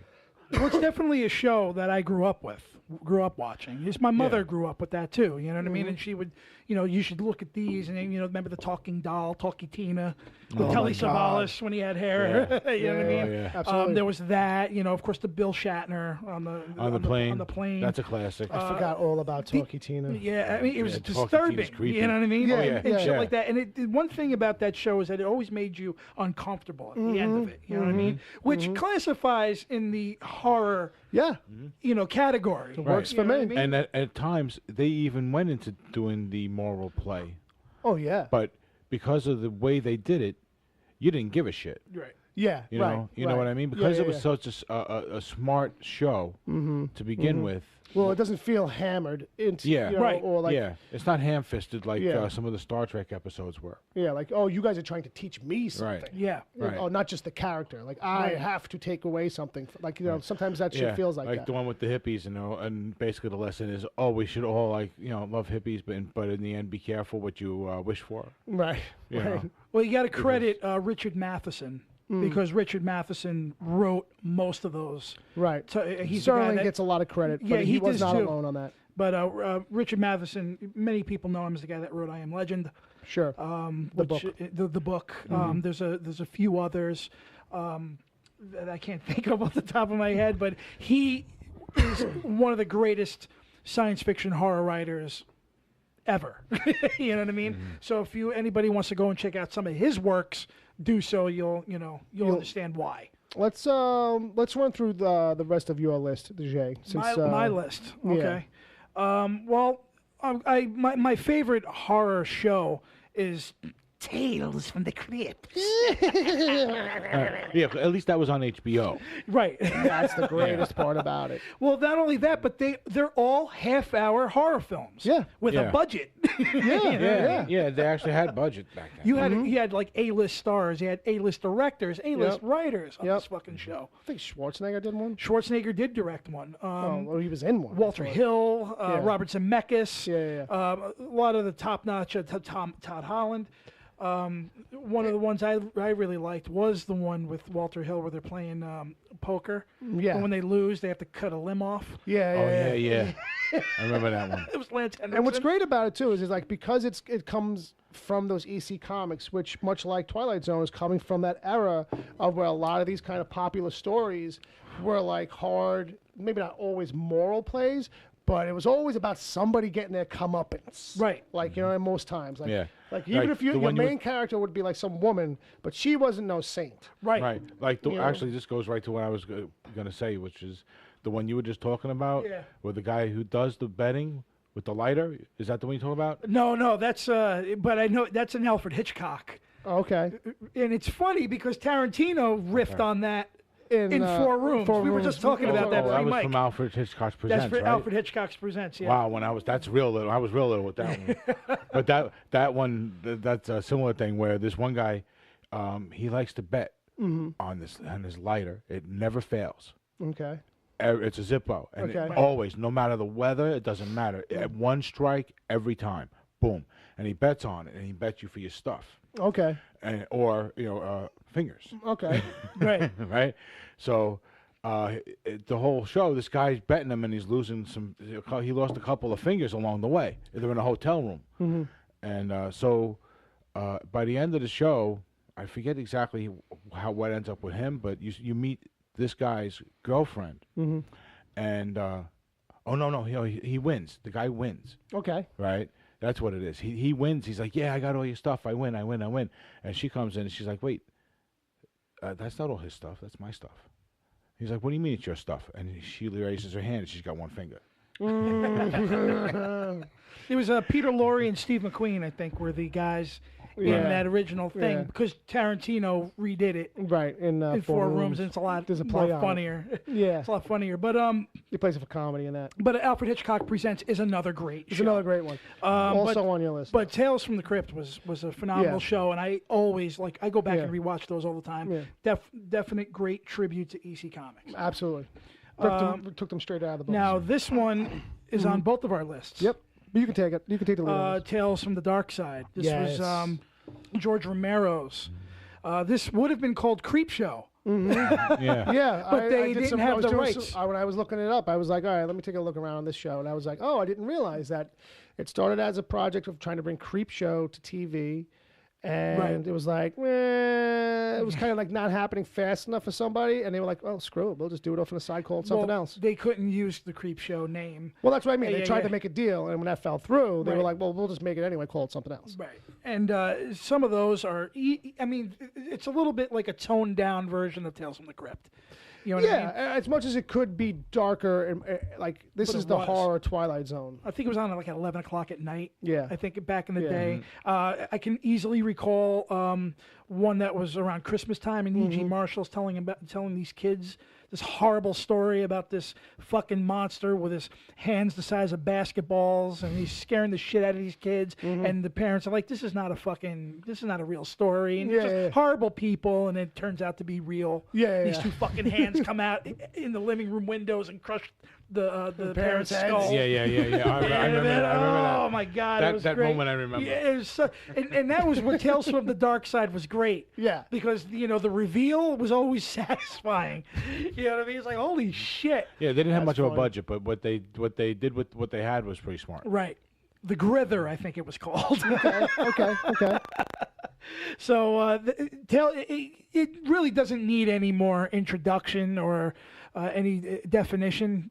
Tales from the Dark Side is a cult classic. I believe the opening went, a man lives in what he believes to be reality. Mm-hmm. A man lives in what he believes to be a reality. But there is another side, a darker side. Okay, so anyway, I'm sorry. I'm rambling. I would have looked it up before I even tried. Last thing before I go is Tales from the Dark Side, the movie. Oh, do you remember that? Yeah, that's everybody. You ask anybody, that's Creepshow 3. Oh well, that's what they say. That's the thing. That's the real. That was in the wiki too. I saw it there. Next on my list is Walking Dead. I have to throw that in there because I'm a huge zombie fan, and I was a huge fan of this comic book. We went over this many times, and I'm still reading it. What they're doing, is remarkable, and there's not much more to say. Yeah, I mean, for some people, like they think it's like really a zombie show, and it's hardly anymore. It's really about these people and survival stuff. But that's good. Oh yeah, You know that's what it's That's supposed good. to be. You know, and that's what it's supposed to be from Jump Street. That Right. was his whole point of doing it. It was like, what happens after the zombie movie's over? You can't just be killing zombies all the fucking time. You know what I mean? That no. gets boring. You need Absolutely. to have depth in your characters. And zombies only pose a real threat when they're in mass, too. Yeah. That's the other thing. And that's the thing about zombies in general. Is like, they have to be in a large number where it's like, I don't know if I can kill all of them fast enough, and I'm stuck. Like I'm pinned in a corner. I can't You run only have away. so many shotgun shells. Right. You know what I mean? It's never like... It's because it's not the quick zombies. Right. Because that would be real bad. If this show had quick zombies... Yeah, the Resident Evil 6 zombies. Yeah, Which is why I liked Zack Snyder's remake of Dawn of the Dead, because I actually admired the fact that these motherfuckers run after you, and that's like scary as shit. Right. You know what I mean? So... But Walking Dead, I'm a big fan too. It's on your list, right? Actually, yes. And what's finally glad to see that, like, it seems like they're going to follow the book a little bit tighter this season. Right. Which is good because it's like when it's one of these storylines that's like finally like they're kind of doing something big, because it's just basic survival stuff for a while and just like who's double crossing who in a way and like trying to live and not die kind of shit. And then finally something kind of like, oh, this is like a next level kind of thing. Oh, sure. It's good to see. And Jeffrey Dean Morgan's hitting every fucking... Yeah, it took me a while to warm up to him as Negan, but I'm good with it. Yeah. But I'm good with it. He's a good actor. He's good. He's really good. And last on my list was Amazing Stories. Interesting. Yeah, Okay. which, because, and the thing is, a lot of it, this can go either way. This could be horror. It could be science fiction. Because it had a dark streak. And Don't it had, be fooled. And it had Yeah, fantasy. it's something that came out at 7 o'clock at night. You know? But again, A-list directors, A-list writers, Spielberg, Scorsese, Zemeckis. So talking about Mark bringing it Hamill back. was in an episode. Mark Hamill was in an episode, and I'm going to bring one episode in particular that I liked, and this one was with David Carradine. Okay. Plays like a son of a bitch bastard on a fucking farm, and he's got a well in the backyard. Yup. You know what I mean? And, I was just going to bring it up, too. Somebody drops something in the well. He drops a piece of food down by there. a steak. The next time he pulls the bucket up, a coin is in there. there's some gold in that shit. You remember that shit? And it's not just regular gold, though. It don't look like anything else. He can't, like, place it. It's got weird markings on it. So he's like, all right, I'll put some other shit in a bucket and send it down. So he gets a bucket of flashlights. He puts a bucket of flashlights down there. Pulls it back up. There's nothing in there. Like, the flashlights are in there, but all the batteries are gone. It looks like they've been eaten at. He's like, all right. Like chewed up or So it something was like food. that. He's like, okay, so it was food. So I put a loaf of bread down there, and it's a whole big bucket of gold, right? And so by the end, he's like, all right, fuck it. It's got to be nothing but treasure down there. I'm going down there. I'm bringing my shotgun. I'm bringing some flashlights. I'm getting like a little hazmat suit, and I'm going to rig up a whole new big thing for me to stand in and go down there. All right, honey, you ready to go? She's like, okay, I guess. Looks like the general from Halo. You know what I mean? Exactly. Down there. She lowers him down. And, like, he's down there for a while, something crazy happens, the rope starts wiggling, and she's like, oh, shit, Dale. I'm just going to use Dale. Dale. And then, like, she pulls him back up, and then he comes back up, and he's just standing there. And then the whole body collapses because it's all filled with gold. The whole hazmat suit was filled with gold because they took him, and they ate him. But here's your gold, fair trade. But it's like little stories like that, which is great, you know what I mean? And And I don't remember what happened, but there's one where like there's some lady. I want to see the after story where she takes the gold and then she calls up everybody. Have you seen that? I haven't seen it. She cleans up the whole scene. I got all these gold things shaped like a Toblerone. But what's great about that is the fact that even though we don't know what the fuck was down, it doesn't matter. It doesn't matter. matter. What I mean, I like the fact I don't know what the fuck it was. Nowadays, we'd be making a backstory movie prequel about the thing down there. You didn't need to know that. It's just it's really David Carradine that brings it home. We got no time for it. It was what were those things in the little gremlin type things that were Fraggle Rock? No. It was a horror movie with little Ghoulies? A real horror movie, low budget. I'm saying Ghoulies is a real low budget horror movie, but they come up out of the toilets and stuff. I thought maybe that might have been it. They look like little golems. Yeah, okay, that's maybe that's it. Like maybe that's or the Gremlins or Chud. No, it wasn't Gremlin. Or Chud. Chud. That's what I'm thinking of. Oh yeah. Chud. Cannibalized human. Cannibalistic humanoid underground dwellers. That's it.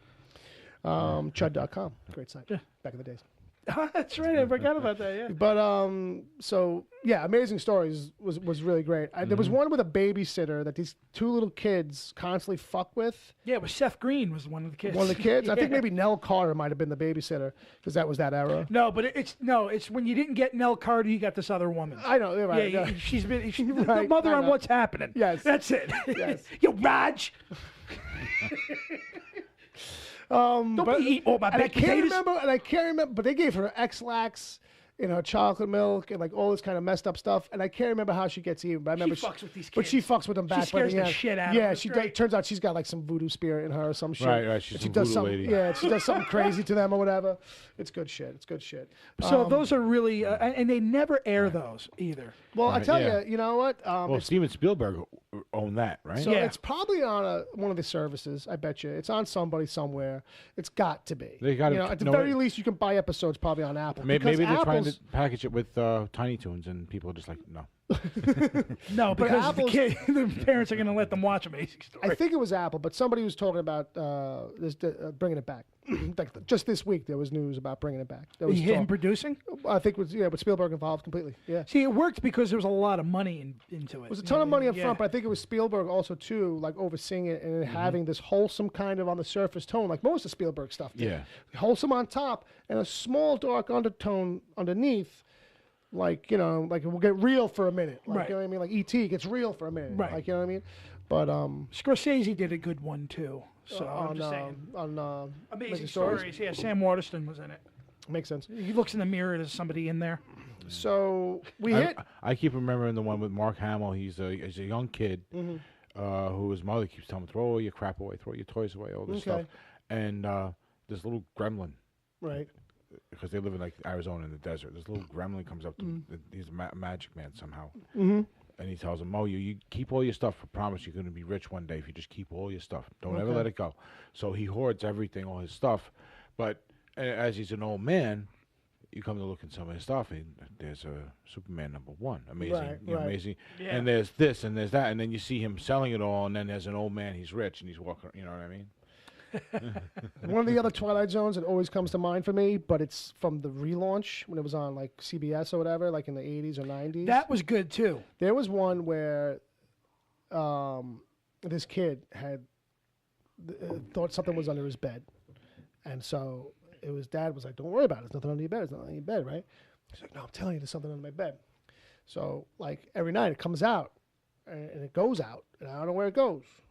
But, like, there's this thing. So, like, every night, his bed fucking rocks like crazy. And, like, eventually this big shadow guy kind of, like, comes up, right? The Shadow Man. And then all of a sudden, and he's like, don't worry, because I come from underneath your bed. So you'll always be safe.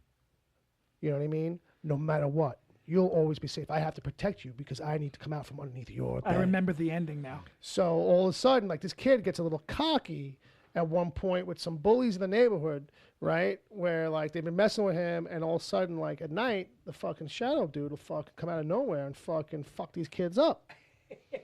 So it gets to the point where the kid is out now late at night in this park or whatever, and fucking, he's sitting there, he's getting all braggadocious and big blustery with the fucking with these kids or whatever, and the shadow dude comes up from behind him, all dramatic, like, I got your back, you know what I mean? Right. But he starts choking out the kid, and he's like, "Well, why are you choking me? I thought, like, you come from under my bed. You're supposed to protect me." And he's like, "No, I'm from underneath some other kid's bed." like every kid's bed's got one. Like, Right. So, you're beat. Like, your dude's not here right now. I don't know. Still fucked up ending. It was a great twist. I was like, I didn't even think of that. Yeah. Like as a kid, I was like, why would he only have? Well, that's Twilight Zone for you. That's It's it. when you think you know what it is. Yeah. So a couple of mine we already kind of did. We hit Twilight Zone, Tales from the Dark Side we talked about, Walking Dead we talked about. So for me, the other two here are Channel Zero, which is a sci-fi show. If anybody hasn't checked it out yet, it's got one season down. They're into season 2. I haven't actually checked out season 2, but they're anthology seasons, and they are based. They take these stories from these things called creepypasta, basically, and it's like on the internet. It's writing stuff that people do, where it's like just kind of like free-formy kind of story building kind of thing, right? And it's like on Reddit and shit like that. But it's called creepypasta. But they're all written as urban legends that kind of like really happened, kind of a thing. So you write it in that kind of like first-person thing, Right? Like I heard a story about this. It's like that's how that works, I believe. So anyway, season 1 was all about this kid show that nobody kind of remembers. Like this one guy kind of remembers this fucked up kid show with these puppets and stuff, and like nobody else seems to kind of really remember it, or if they do, they remember it, but they don't remember it like he remembers it. This kind of thing. And so I really didn't think like I'd get creeped out watching it, but it's got some great creep out moments. Some real good, like, what the fuck is that thing? Like, that's a great creature design. That's bugging me the fuck out. And the story's really tight. So it's like, you can kind of look at it like it's a season-long Twilight Zone kind of thing. Like, and sci-fi, top budget, got a lot of accolades last season. And if anybody hasn't checked it out yet, it's really worth checking out. Channel Zero. And just for shits and giggles, I have X-Files in here because X-Files for a while felt like the only place I was seeing like any horror on TV at the time, like when X-Files was running. Like they didn't do horror all the time, but they always did some horror kind of themed episodes or elements. Very creepy episodes. Yeah, there were a few serial killer episodes. Yeah. Serial killer stuff, and then they kind of do like some kind of like some goofier episodes, more comedy or like homage type episodes. And so I think they might even have like a werewolf one. But early on, Fluke Man, which was the guy like in the sewers. Yeah, like he lived in the that sewers. one. He was like kind of like this lizardy, fucking kind of looking creepy thing. Yeah. Like tapeworm, like a living tapeworm. And then there's the classic episode Home, which is about this inbred family in the sticks. That's like they're all just it's like Deliverance on in the worst way, like kind of thing, like where like Fox didn't re-air it ever. Right. Like, you know what I mean? It's like literally like when they come to the house, they can't find the mother. She's on a dolly. She's like a stump. Oh, right, yeah. She's under the bed on a dolly. Like, that's where they keep her. They roll around. She's like, let me out! Let me out! Like, it's like, yo, this is some crazy. Like, Scully, we have to go. Scully, there's not enough sunflower seeds in the world, Scully. They're going to kill us if we don't leave now. We got to get out. Was there a werewolf in one of them? I think there's a werewolf I think episode. so. It's one of those ones. And on the recent season, the comeback season, I think he's a werewolf kind of thing. They brought in this one guy, his English guy. I can't remember his name. He was on Flight of the Conchords. He was like their manager on Flight of the Conchords. That's right. X-Files came back. Yeah. And it's coming back again real soon. But they've got some classic horror episodes in there, and it's a lot of stuff where it's like, they play with tropes of stuff that's like, I don't know, is this like a, this is like a Twilight Zone episode. Like there's a great episode. It's like a Christmas episode with, I think it's Rhea Perlman and Ed Asner, like one of like Ed Asner's last things. I don't even know. Is that Ed Asner dead? No, he's still around. Okay. He was the voice in what was it, Up? Up. Well, let's check the death clock because Ed's probably getting close. If you have to go, hey, is he dead yet? It means they're close. But it's a really good episode, and it's like they're ghosts in this building and stuff, in this house and stuff. It's like a haunted house Christmas episode, but it's just great plays on theme and trope and stuff like that. So when they would play with something, which wasn't all the time, like that horror stuff, they always had a lot of fun. Stephen King's got a great episode that he wrote that's like good, maybe, but not great. I think I remember. Shinga. Yeah. With a doll. All right. With a spooky doll. One thing I'm surprised, I don't think I heard you mention, Kolchak, Night Stalker. Yeah, well, you know what it is? I didn't really grow up watching a lot of it. Like, I know of it, but I've never really seen it. That was Darren McGavin, right? Yeah, I grew up with that. Mom is, used to watch it. I used to watch it. And then it was on reruns late at night on Channel 2 forever. And which is a great, big, huge influence for X-Files. X-Files. Yes. Eventually they brought Phenomenal show. Did they bring him in? Yeah. I'm sure they did. Yeah, they had him in an episode. He's basically Kolchak, like retired now. Like, and Mulder's got to come to him for info, and they get pulled into a case, and he's crotchety as fuck. Oh, that's cool, man. Oh, it was great. It was great. Yeah. Like, and I only knew it tangentially, but I knew the homage that was going here. That was a good show. Yeah, but Kolchak, phenomenal show. When it was on, nothing was on it like that. It was on TV anywhere like that. Yeah, there was nothing horror-ish at all. I think at that time it was meant to be a little bit of everything, and I think that's where X-Files got the idea to kind of be a little freeform like that, because you had science fiction adapted animals. With technology adapted animals, sci-fi stuff, possible aliens. Yeah. I mean, it covered all the same kind of bases that X-Files did. Yeah. It's just he did it as a reporter who just lived at night, basically. Yeah. Did all his snooping at night. Yeah. And Chris Carter, like midnight. Chris Carter created X-Files. Never, hesitates to kind of give it its props. Like, he grew up with that. Yeah. He was a crazy fan of that, and it's like, Yeah, he always says X-Files is just great show. It's Kolchak if and the it's FBI. out there on Laserdisc, Jay, you should pick it up. Well, I have a couple of because he did a couple TV movies too. Oh, okay. That they spun off at the time. Movie of the week. It would be him chasing a vampire. You know what's funny though? Like, when I used to hear Kolchak, the Night Stalker, I thought it was gonna be a lot different than the thing that I found. Right. Like, you know what I mean? Like, right. Kolchak. Like, what a weird name that is. And he's the Night Stalker. What could this be about? So that's one of your favorites? That's on your list? Oh, yeah, that would definitely be on my list. So Twilight Zone and Night Stalker, you have 3 others? I hadn't had time to think of anything, so it's kind of hard because... No, that's fair, but I mean, I think... During that same period when you guys were talking about with Amazing Stories, I was actually feeling like horror on TV couldn't be that good. Yeah, no, you're right. And most of the time it wasn't, because the episodes you guys are talking about are the ones that sneak through. Right. Well, it is like the reason we remember them. Right. No, yeah, it's a good point. So I didn't really watch too much. I mean, I knew of the Friday the 13th TV show. Yeah, I remember I watched a lot of that. But it wasn't good. No, it wasn't good. I watched a lot of it, though. Haunted objects, that kind of stuff. Yeah. Basically. It was pretty evil, though. I mean, it was always about demons and hell and souls and like... Yeah, but the whole time you watch the show, you're like, this sucks because it doesn't involve Jason. Well, not only that. It was its own thing. It's a friggin' porn shop. Yeah, I know. It didn't need to be called Friday the 13th for any reason. No. But the thing that was kind of crazy about it, though, it was like every single week somebody was getting some object that was making them kill people. Yeah. There's a lot of murdering going on that show.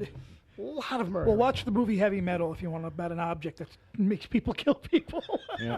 Fair enough. Or do things wrong. We are we're at an hour 20. Yeah, we're getting a lot of good feedback on the show here. People are really invested in what we're saying. That's malarkey. I doubt it. Well, Sammy 87. Sammy's enjoying it. Sammy's enjoying it. I keep forgetting. And she's the only one that matters. That's. She's all right. Gotta keep her happy. So with that, I think we're through the TV stuff. Mm-hmm. Jay, how you feel about me giving you a little horror quiz, and let's see how you do. Yeah. All right. All right. Do you feel good about it? Do I ring the bell when he gets them right? Well, here's the thing. I don't know exactly how this Scotch is working. I'm just letting you know how this quiz works. If it's going to show me the answers or if it's going to be all at the end. So let's see how it goes. Question number 1. Clive Barker produced. These are going to be a little tough. Produced which 2 of the following movies? Candyman and Let Me In, Hellbound, Hellraiser 2, and Candyman, Nightbreed, and Hellraiser Bloodline. Produced? Yeah. Not directed. Right. Wasn't Let Me In, so it's not that one. I'm gonna say it was Candyman and Hellraiser 2. Hellraiser 2. What was your third choice? Too late. That's correct. Oh, okay. You got it. In 2010, Piranha 3D. Yeah. Which actor made a guest appearance? Robert De Niro, Richard Dreyfuss, Samuel L. Jackson, or none of the above? Richard Dreyfuss playing the Hooper character. Richard Dreyfuss. That's correct. Correct. Who was the killer in the original Friday the 13th movie? Jason Voorhees. Spoiler, man. We were trying not to get. I'll just fill it out. Mrs. Voorhees. That's actually what it said. We didn't say that. You stopped me. That's true. You're right. That's right, Jay. I'm gonna ring my own bell. See, that's the bell for being bad. Pinhead is a pincushion. Basically, an alien or a Cenobite. He's a Cenobite, of course. That's right. I know that one myself. He is a Cenobite. Pinhead. That was a little bell because he's also a pincushion. That's true. He's multi-purpose. Yeah. Who wrote the 1981 film An American Werewolf in London? Was it Stephen King, Griffin Dunn, or John Landis? John Landis. I think that's right, too. And it is. Doink. Who interviewed Brad Pitt's Lewis in Interview with the Vampire? Do you want to just give it to me? Christian Slater. Yeah. Supposed to be River Phoenix, but he died. Well, that's not convenient for anybody doing the production. Look, hey, we're giving people a little horror show. Give them some facts. Where did Amanda Young find the key to unlock the reverse bear trap Jigsaw had her in? It was somebody's eye socket, wasn't it? I think so. Wait. Well, here are the options. In her eye, in the stomach of a sedated cellmate, or Jill unlocked it for her. In her eye, the stomach of a sedated cellmate, or Jill unlocked it for her. Amanda was the Shawnee Smith character, right? I think so. Because I want to say it was in somebody's. I feel like A and B both had it. Yeah, that's what I think. To some degree. It was in somebody's eye, but. I'm going to go with I. Fuck it. Because we'll be back and forth on it. All right, go ahead. it was in the stomach. Yes. You're never going to at the very end. You're not going to get to the Olympics. You're never going to make it to the Olympics of horror. Ju-on. Ju-on. The Grudge? I guess. Was the inspiration for The Grudge. The Ring, Shudder, The Unborn, or none of the above? None of the above. You're going to go with the old none. Let's see what happens here, folks. That's correct. You caught on to their shenanigans. Ben Willis knew what they did last summer. What did the 4 stars do to him? Hit and killed a man. Oh, what did the 4 stars do? They hit and killed a man, kidnapped someone, started a fire, and killed a girl. Basically, I know what you did last summer. What did he actually do? I never saw that movie, so I don't know. But what were the options? To make up for it, I'll answer it for you. Yeah. They hit and run. They did a hit. Oh, was it hit and run? Yeah, okay. Hit and run. So I made up for the one. I made up for that other one. I never saw those, man. I never saw those. So which movie is not based on a Stephen King book? Dead Zone, Maximum Overdrive, Saw, or Children of the Corn? Saw. Yeah. That was a softball for this room. So next question is... Psycho is loosely inspired by which real-life serial killer? Charles Manson, Ed Gein, or Ted Bundy? Ed Gein. Mm-hmm. That's right. So was Leatherface, actually. So it was like every serial killer, that's popular to some degree. What killer animal was 2007's Rogue about? A bear, a snake, a crocodile, or a shark? It was a crocodile. A crocodile? As they say, I think. That's correct. It was a crocodile. It's a good movie, too. See, now, I don't know when this was put out, but I would say fairly recently. How many installments of the Friday the 13th series are there? 9, 10, 12, or 13? This could be a trick question, but because, they always say, is Freddy versus Jason a Friday the 13th film? Yeah. So there's 10 movies. There's Freddy versus Jason, and then there's the remake. You get it? Yeah. So that would be 12. Wesley's guessing 12. I'm guessing 12 too, because I just said there's the 10 movies. Okay, fair enough. There's the Freddy versus Jason and the remake. We'll so say 12. I'll say 12. Yeah. 12 is correct in their count. Yep. Nice. I like it. Could be a trick question. Yeah, I got to give a bell to Wesley too. Yeah. Wesley. Which horror legend survives in Freddy vs. Jason? Freddy, Jason, both, or neither? Well, it ends with Jason severing Freddy's head, but Freddy's head is winking at the camera, so both are still alive. How sweet, fresh meat. So you can say... You say both are alive. Both are alive, yes. Both, I'm sorry. I was so busy doing my shitty impression that I lost track. But that's correct! Yes. What was Leatherface's choice weapon? Knife, axe, chainsaw, or a bat? This is Johnny Walker Black Label. Graham That's crackers. the correct answer. A bottle of Johnny Walker Black.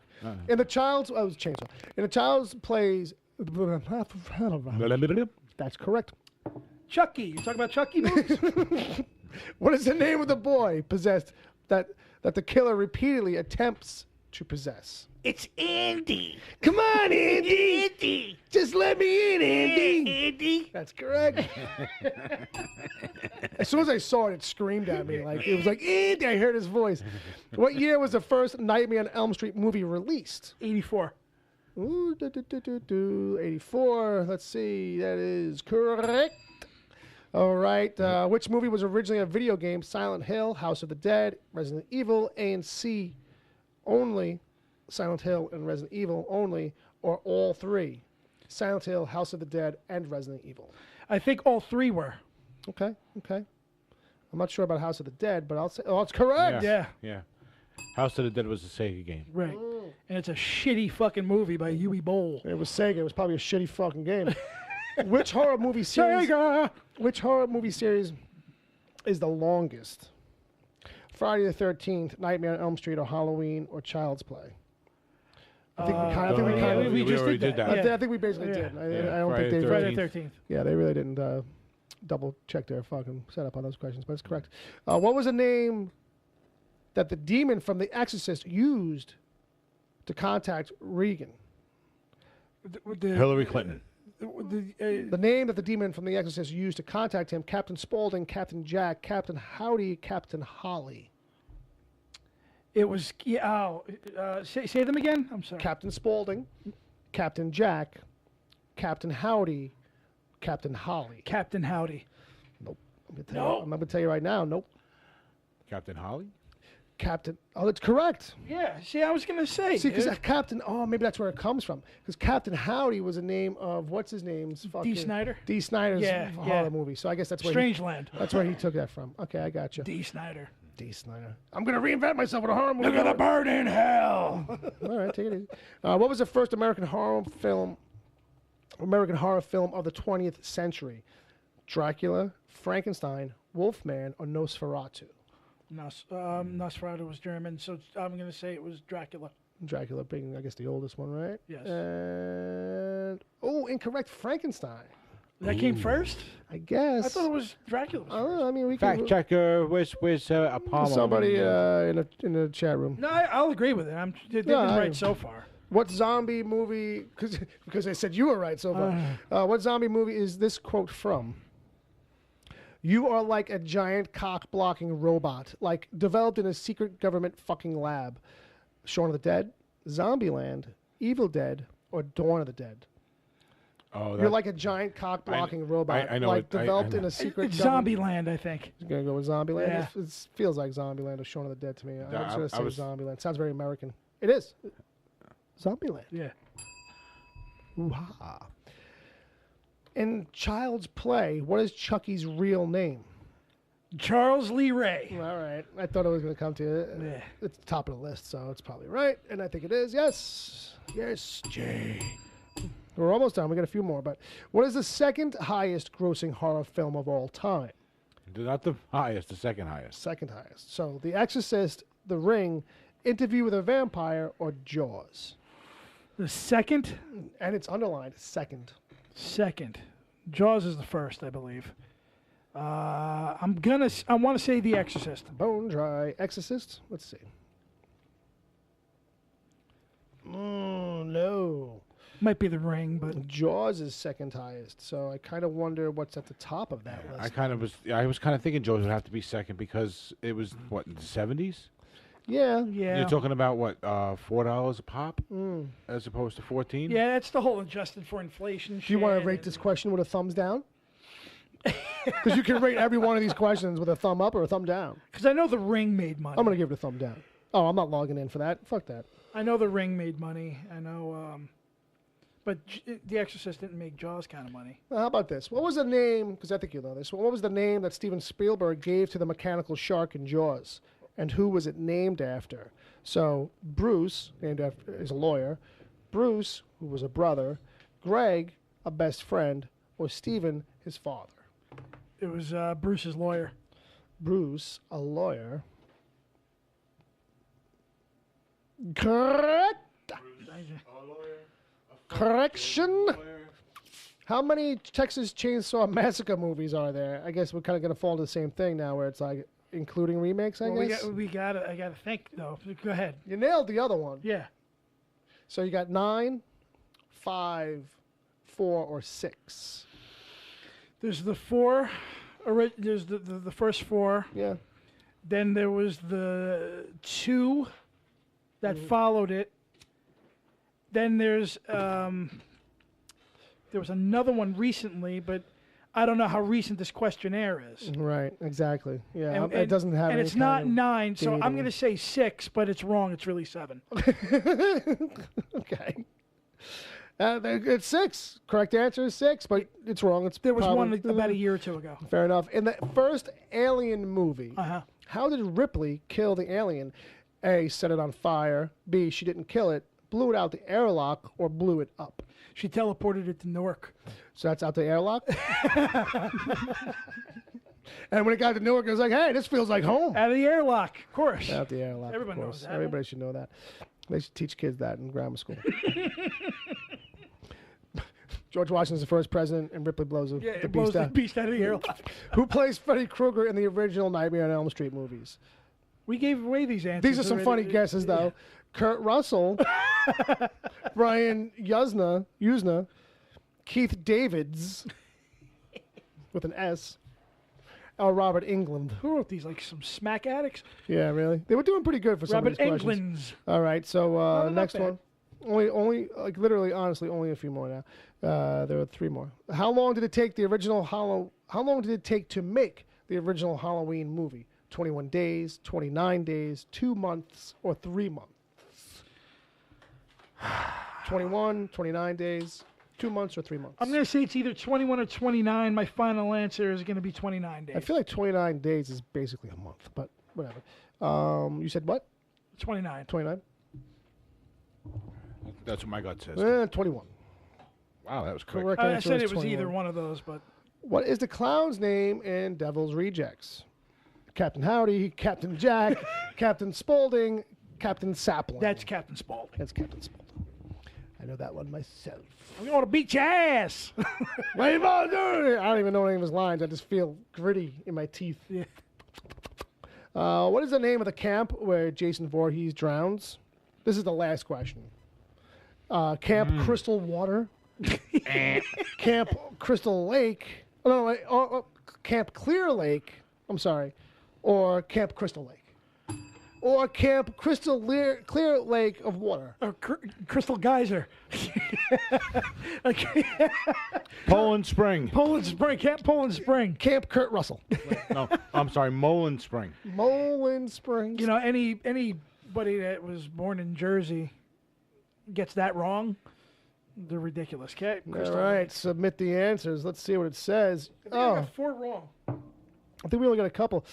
You scored 87 out of 100. Oh, there you go. And I think like one of those we could have gave to you, or we goofed on it. You have at to least. give me shit. I'm not going to share that with the world.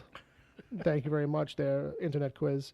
Let's see, which I'll just show you where we got the Saw one about it was in her eye. It was actually in the stomach. The June one, but it doesn't give you any breakdowns on any of these ones we got wrong. That's so. right, boy. Oh, Michael Rook is This in the quiz house. is horrible. What about Henry Portrait of Serial Killer? This is a horrible quiz. That's actually one of my favorites too. Henry Portrait of a Serial I haven't Killer. seen it in so long, but I remember it being one of those movies, man, that when I watched it, I was like, I think I want to go kill people. That's a real. That's Like I tapped into something bad. that's Like, realistic horror. like when I watched Dexter, I was like, I feel like I relate to this too much. I think I got to give this guy pointers. He's doing it wrong. All right, so with that, we are done with the quiz. Let's see where we're at. Oh, we got some time. We got a little time. So one of the other things I got in here is, I believe, if I can find my place where I was, is like we kind of covered some of these a little bit, but there's a little Stephen King section we're going to get into for a second, as if we haven't already. Well, yeah, because there's just something I really want to mention in there.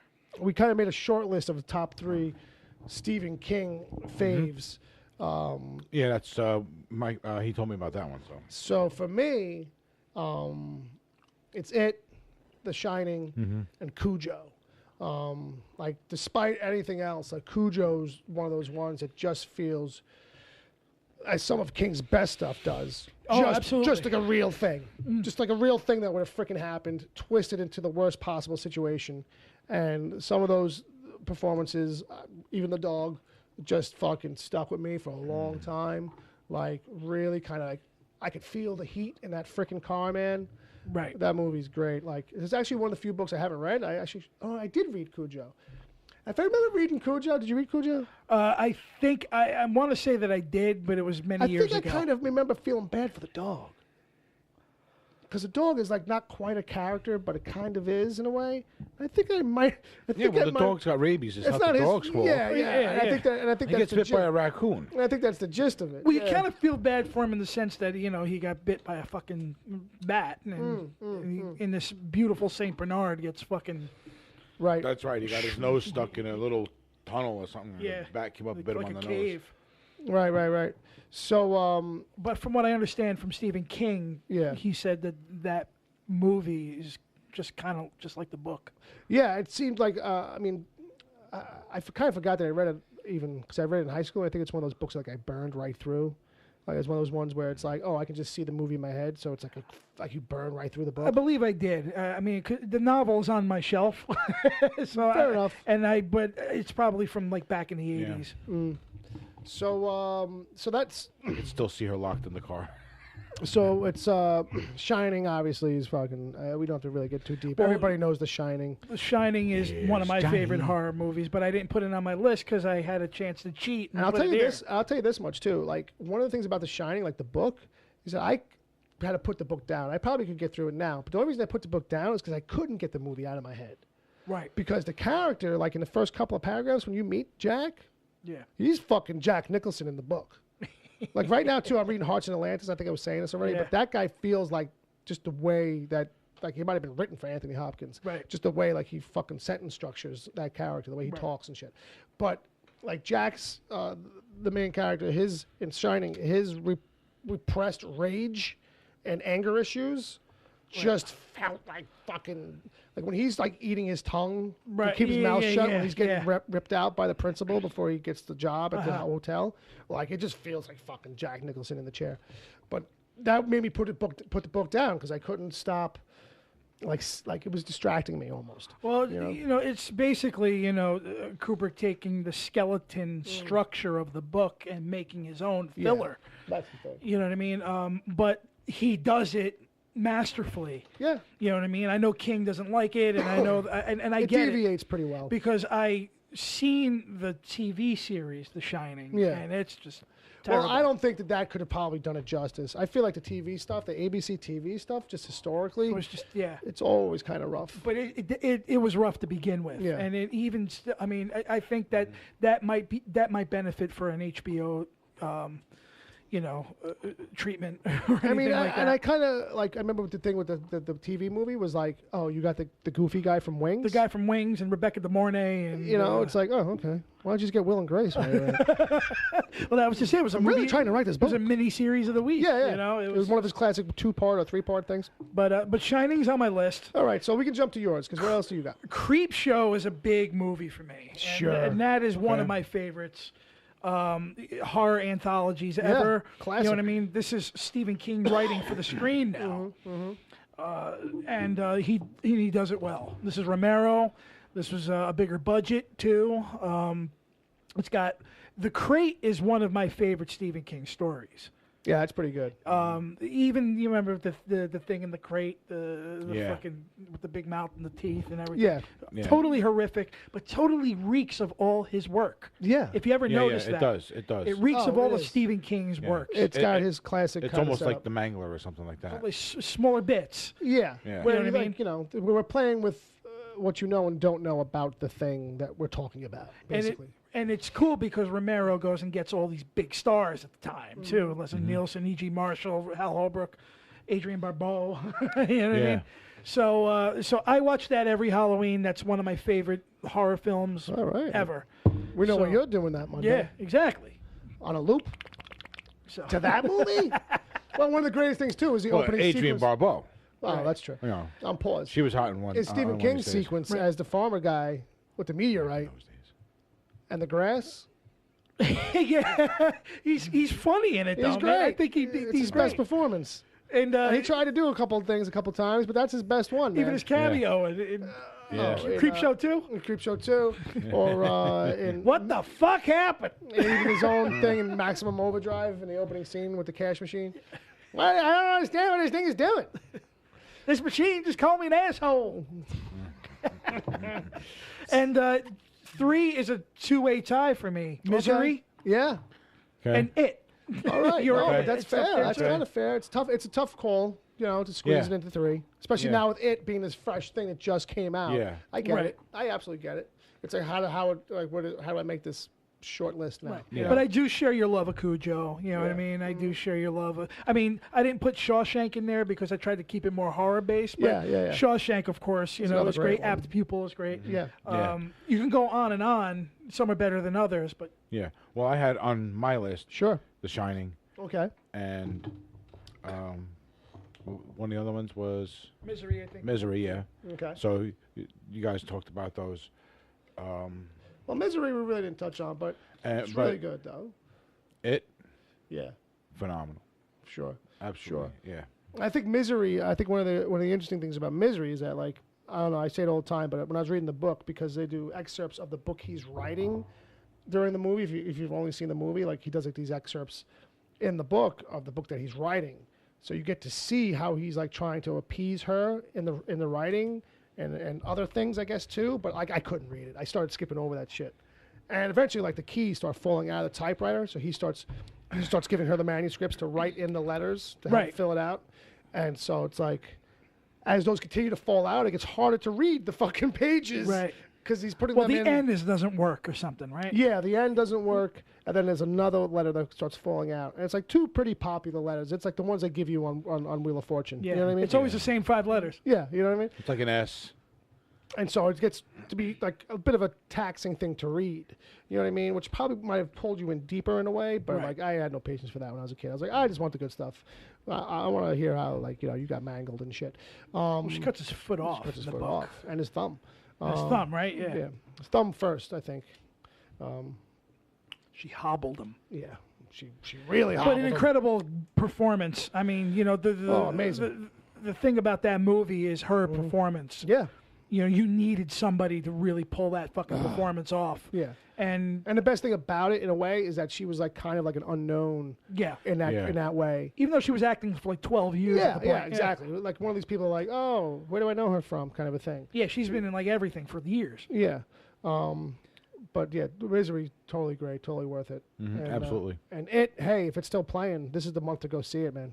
Take a couple friends, go get your brains Phenomenal, fucking scared out of phenomenal. you. Yes, movie. absolutely. Excellent Definitely interpretation of the original work. And just to touch on a couple other Stephen King kind of things, because the book I'm reading right now is actually a collection of his short stories all put into one. It's called Stephen King Goes to the Movies. And so it's got, the short stories some of his movies are based on that are in different short story collections. Now they're all in this one.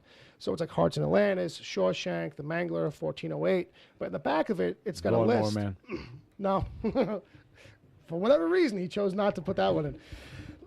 But So he took his name off. yeah. So in the back of the book, though, it's got a short list that he's got in there of like his favorite adaptions of his own stuff in alphabetical order. So it's like no particular order in a way.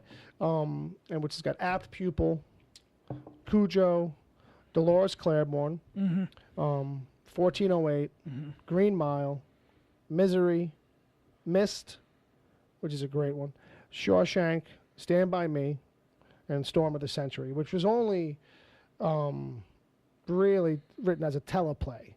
It's only available as that. Like, I remember when my mother got it, she was kind of like let down. She's like, "What is this?" Like, she didn't even flip it. My mother's such a Stephen King head. She doesn't even like look at the books really. She just gets them. And just goes right to the register. Like other stuff, like she'll browse through and like, I don't know about this guy. Like, you know what I mean? But this is like, it's a lock. That's interesting that and then he picked that. Then she got it home, and then like she's like, "Oh, this is like in a script." And I ate it right up. I was like, "Oh, no, that's fine for me."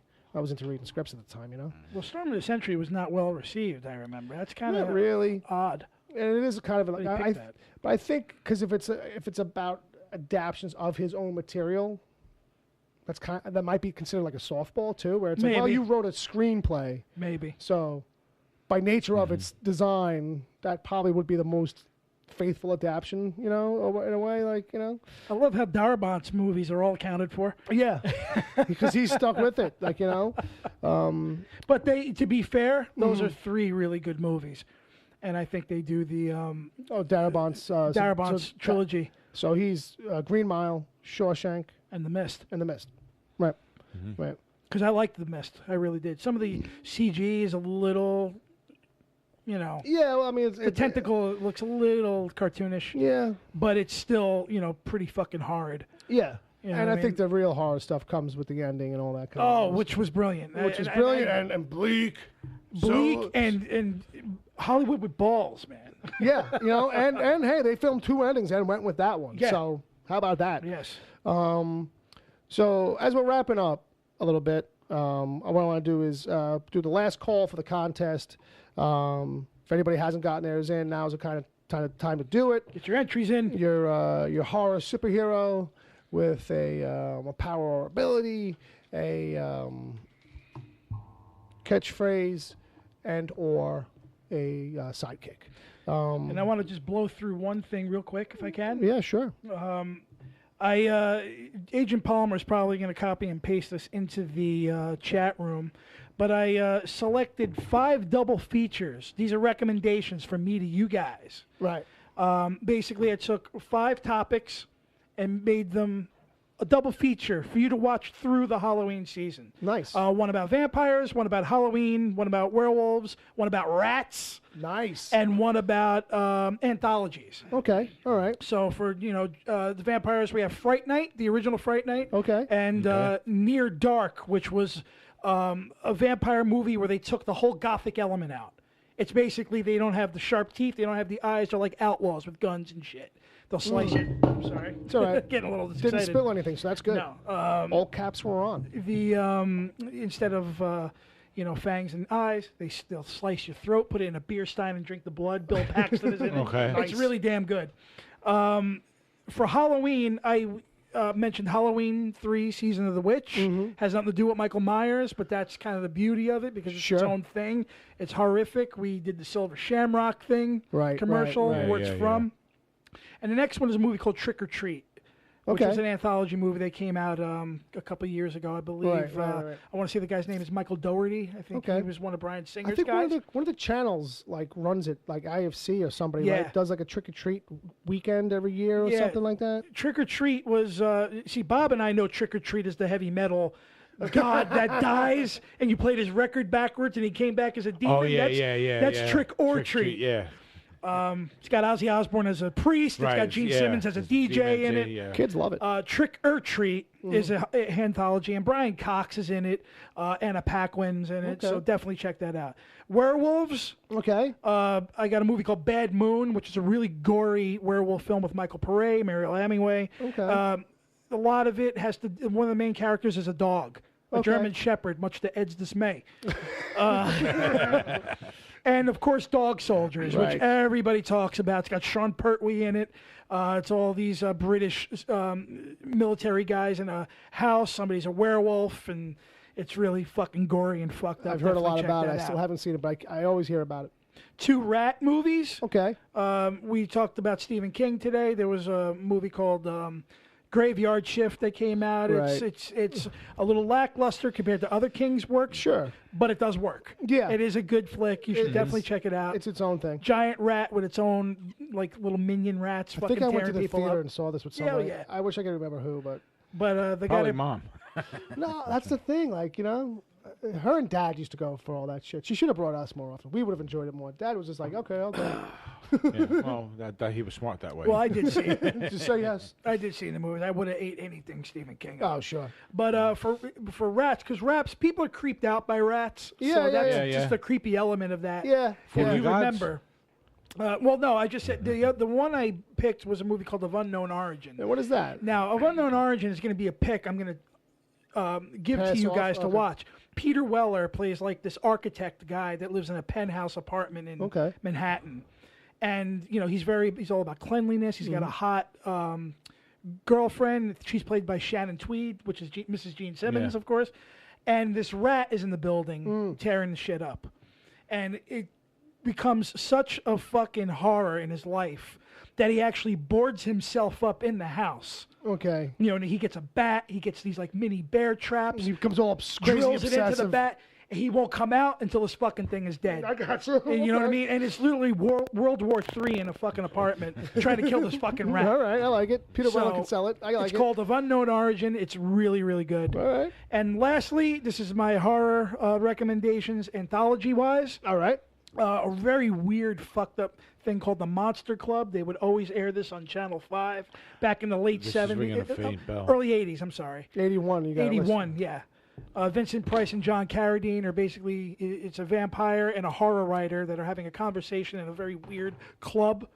And it's three, like, you know, kind of lackluster stories, but they're very interestingly done. Okay. You know, one's about a ghoul, one's about vampire hunters, and the other's about a guy that goes into a town where everybody's Was all this like fucked supposed to be up. a show, but they only made 3 episodes? It was a kind of thing? movie that came out in the theaters in England, and I think it had a very limited run here, and it didn't do well, so it went straight to TV. Okay. Didn't even, I think it went to video at one point. So it's called The Monster Club. Okay. And secondly is a movie called Nightmares, which was a Universal film. Emilio Estevez was in this. Emilio. He plays like this video game whiz, and then he has to relive the game in real life. I think I might have seen So this. the arcade comes to Okay. life and shit like that. Lance Henriksen plays a guy. He's a priest, and he's losing his faith in God. Okay. And the devil comes in the form of this fucked up pickup truck that's, you know, chasing him in the middle of the fucking nowhere. Okay. And one is about a giant rat. All right. Fair enough. And I think there's also a slasher story in there as well. Wow, These nice. are lesser known movies that I think that should get Yeah. a little bit more respect and If you're looking for love. something that's a little bit, you know, Yeah. different Yeah. from typical horror Now you stuff. got me flashing back to the car. Right. That's what I was just gonna say too. The truck thing chasing them down made me Yeah. remember the car. Yeah, it's kind of reminiscent of that, but it makes a little bit more sense that somebody's a faith questioning priest, Oh yeah. and so the sure. devil comes and tries him, Yeah. you know, in the middle of nowhere. tempts you. Yeah, and tempts you. That son of a bitch. So Agent Palmer's going to copy and paste this whole thing. He's Yeah, I going to think put it's it in already chat. in there. If anybody wants to try and keep track of that, And I want to give a couple of these to you guys, Oh yeah. you know, to check out. Hey, one bring day, 'em by, 'cause I man. think you might enjoy them. Bring them by. We'll Sure. check them out. So with that,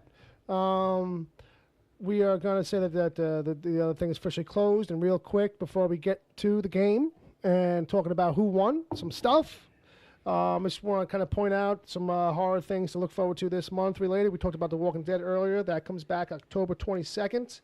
Stranger Things had a new trailer drop today. If you didn't see it, that's coming back the 27th.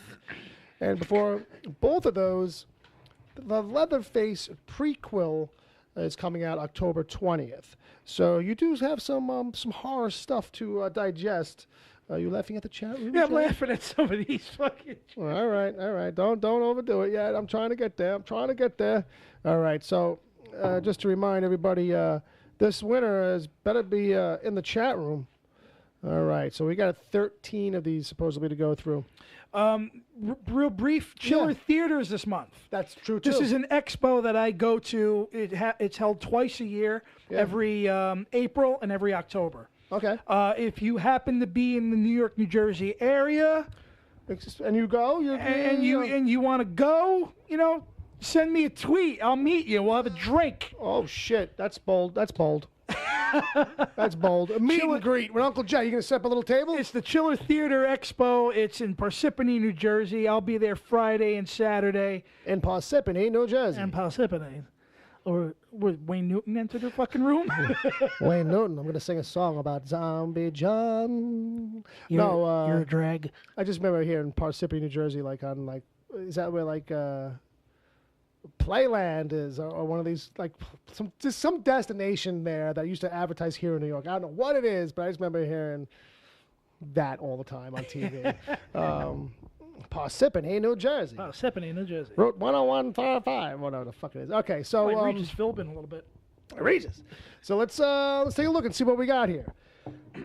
So Zombie John's got one here. It's Murder Man. He has the power to manifest any murder weapon he can think of. And his sidekick is Cleaver Boy. That's very good. That's Obi-Wan very Kenobi's good. got rusty nails. He's like Freddy, but his power only works when it rains. Ooh. Catchphrase, it's raining again. It's not bad. Wesley Ryan Gaskins, serial killer. His power is to teleport. And his catchphrase, gotta taste them all. Because cereal is like the breakfast cereal. Right. Very good. Very good. Zombie John again. Super Slasher has the power to slash people at the super speed to the point where they can walk around for a few minutes before falling to pieces. Kind of like in a cartoon, I guess, you know? Yeah. His sidekick is the Sharpener. And his catchphrase is, let's get slashy. Let's get slashy. Let's get slashy. Wesley Ryan Gaskins, his... it's got Rick, and his powers create anything ever. His catchphrase is wubba lubba dub dub. His sidekick is Morty. Oh, okay. It's for Rick and Morty. Wubba lubba dub. Uncle Jay from Obi-Wan Kenobi, and his power or ability is obscene verbal abuse. Oddly enough, the catchphrase, fuck you. Thank you. Thank you. Yeah, I'm going to do one too. There you go. Another one from Wesley, Pumpkin Man. His power abilities, witches summoned him in the pumpkin patch he died in. Now he can shift through plants and become plants. His catchphrase, choke on my seed. Choke on my seed. Wesley's catchphrases are great. Well, that seems to be the punchline. Yeah. The mechanic. This is from Wesley. His power can only be seen by those who have broken down in his presence.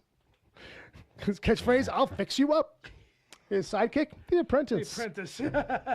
Good. Zombie John, the coagulator, has the power to solidify the blood in people's bodies by touching them. His sidekick is the heart stopper. That's good. That sounds like a real horror movie pitch right there, actually. Yeah, pretty much. From Ryan again, Wolf Thing. It turns into a werewolf when evil people are around. Very strong and very fast, just like a werewolf. He died by a wolf attacking him, and the radioactive wolf was killed on him, mixing the blood in with his, turning him. And his sidekick is the werepup. Werepup. It's cute. It's very cute. I think in that big stack of old concept drawings that Bob was talking about earlier, there might be. I have a radioactive werewolf, I think, if I remember correctly. I'm not even lying. Okay, Wesley. So yeah, maybe half a bonus point. From Wesley again, Captain Hook. Captain Hook.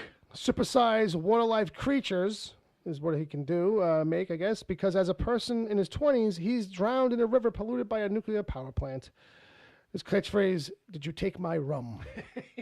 It sounds like a trauma film. Yeah. Actually, it does. Okay, so he gets one too. Okay. Another one here. We're giving out lots of bells today. From Zombie John is Zombie Man. Has the power to kill people with a single bite. His sidekick is a dog, zombie dog, called Corpsey. Corpsey. That's adorable. And his catchphrase is brains. Sammy, she's got Wolf Girl. Aww. It can grow sharp canines at will and eat the hearts of evildoers. Catchphrase, I'm Wolf Girl. I'll eat your heart out. Well, I'm turned on. Well, I didn't think it would take much. All right, so we got to pick somebody here. You got to pick somebody here. I think Jay's picking Sammy. Well, I think if we go back over the list a little bit. There's a lot of good ones. This is going to be hard. It's going to be hard. We got to give somebody. Man. You got Murder Man. Murder Man out of the gate I liked a lot. Wesley had the serial killer. Got to taste them all. Obi-Wan Kenobi had Uncle Jay. Well, that's just me every day. Wesley had the Pumpkin Man, which was Choke on My Seed. That's good too. Zombie John, the Coagulator. Yeah, I was just looking at that one. That's a pretty good one. Wolf Thing, Captain Hook, Zombie Man from John with the Brains. Super Slasher's not that bad either.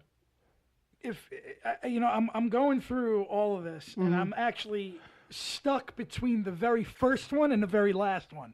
This is Zombie John's Murder Man. Well, we have more than one thing to give out, right? Well, we do. We were gonna just make it just a batch. Okay, So Yeah, Sammy as a- and John's up for me, for my money, because I actually can see this. Okay. Like Murder Man, I can see being a book. You know what I mean? Like a book. Yeah, I can too. I could easily see that being a successful fucking comic. And Wolf Girl is definitely something I would tune into every fucking month. Because I'm picturing wolf girls and bikinis. All right. Well, it is a comic book, so they're usually super deformed, the girls with giant boobs and butts. So. Oh, geez. We probably should have figured out maybe a better way to pick a winner here. Well, Jimmy, you pick two. Pick two you think that really stand out at you. Well, all right. Well, because the thing is that for me, I feel like the Super Slasher thing. Yeah, that's like that feels like a great fucking like visual horror thing that I'd love to see in a movie. Like I'd really like to like it's like the Flash with a straight razor. See, like, me too. Me too. But Pumpkin Man is a B movie.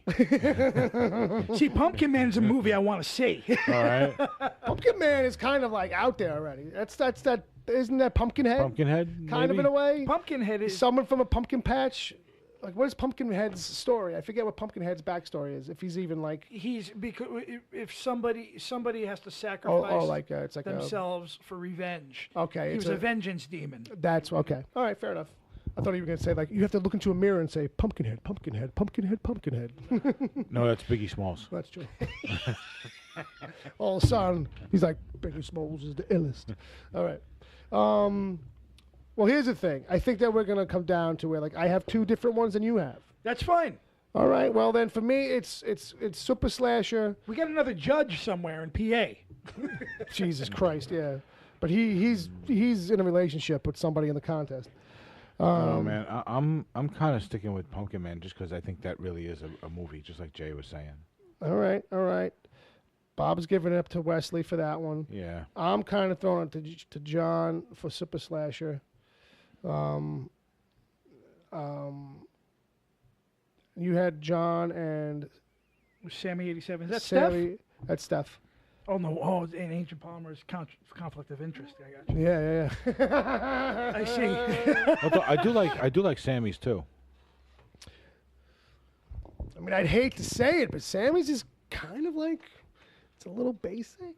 Like, it's just she's got sharp canines. Sure, she's eating people's hearts out, and you'd probably you could play with the whole is it a vampire? Like, what is she? And then you're like, I'm sure the name of the movie Wolf Girl probably gives it away. But I'm saying as a book, as a superhero, right? Maybe that's what we have to go back by the criteria, right?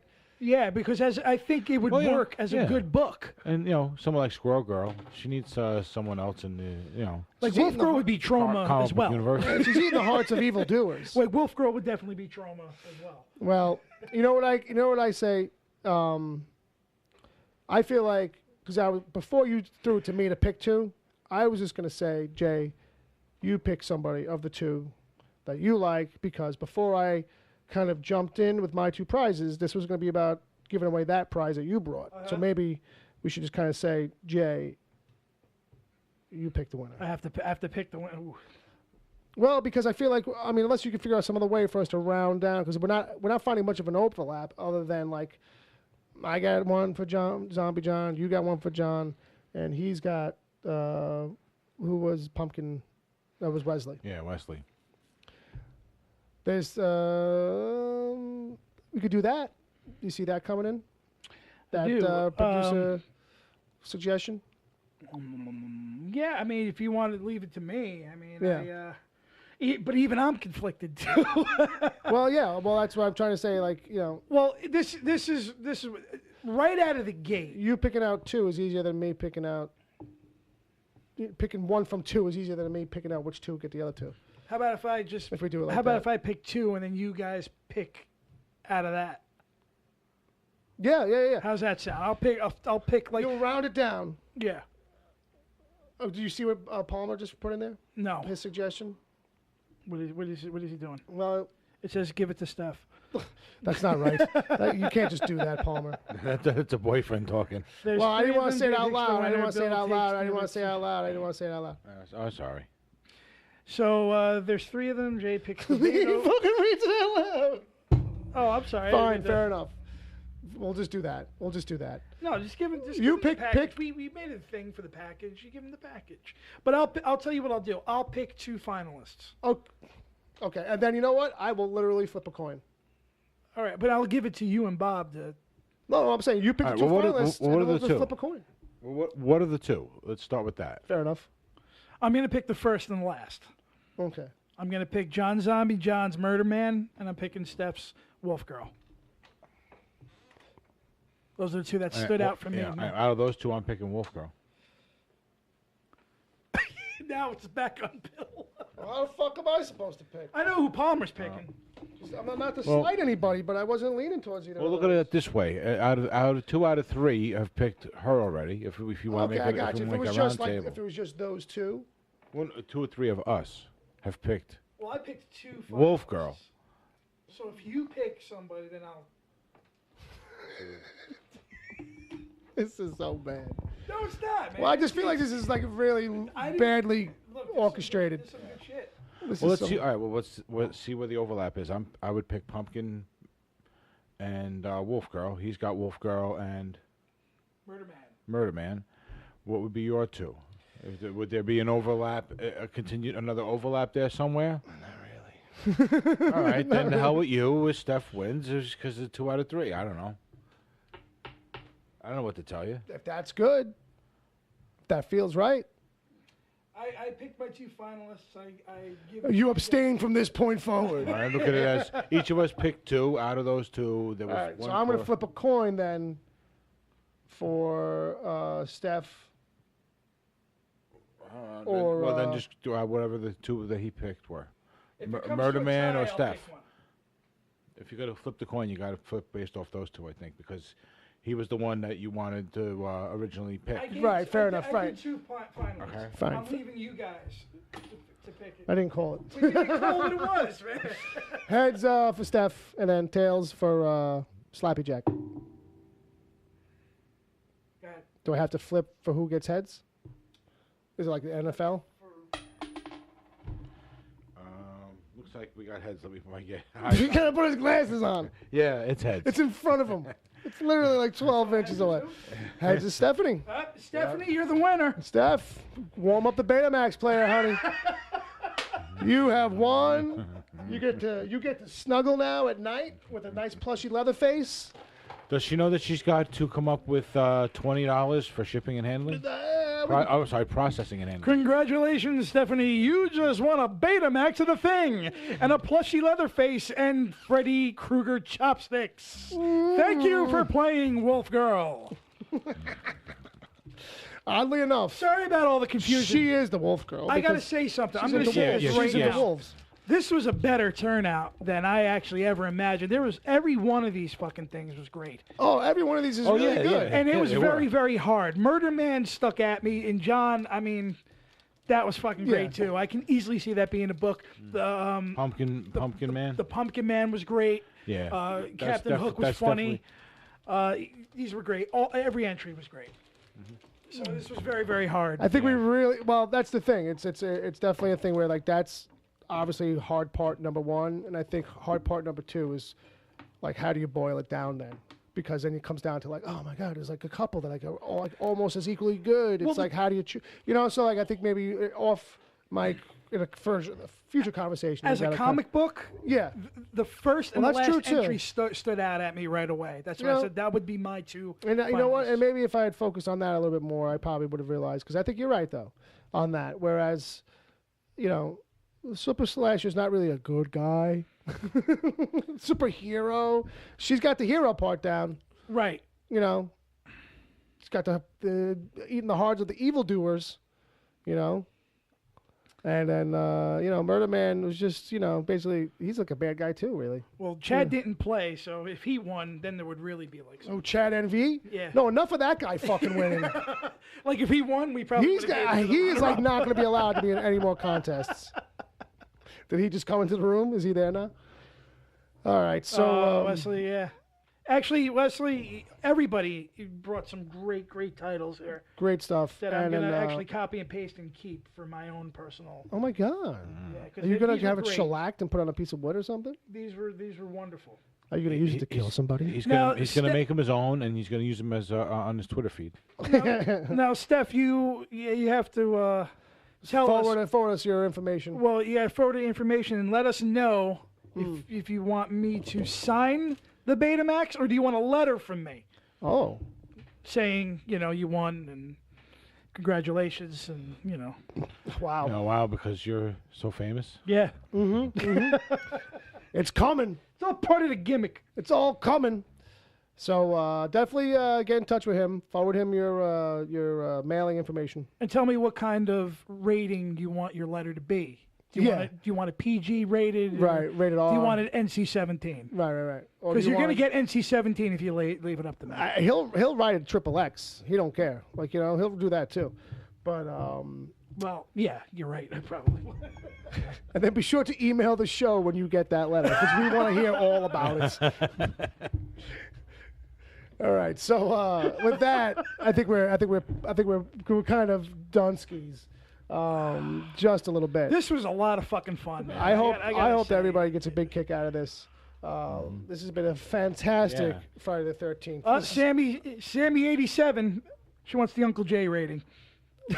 she wants the full. Wow, Monty. she wants the full J. She wants the full J. The full J. I'm gonna have another scotch. No way, not you. Good thing I'm taking off tomorrow. All right, so really, thanks for listening. This has been a blast. For you guys to come and hang out. It's been a big part of it, and to be listening and hanging out with us. Let us know, if this was a better time doing this, maybe for the special episodes, doing it at 9 o'clock. If this is better for you guys out on the other side, in the other time zones, if this worked out a little bit better for you in particular, let us know in the chat room. Give Palmer a shout out, let him know, because we want to keep that in mind, maybe doing these special episodes in the future. And then, if you're not listening to this live, you're actually listening to this in the feed after the fact. You can catch us live every Saturday at 7 p.m. Eastern Standard Time on Mixlr. Right. We're doing this again tomorrow? Yeah, but about all other different stuff.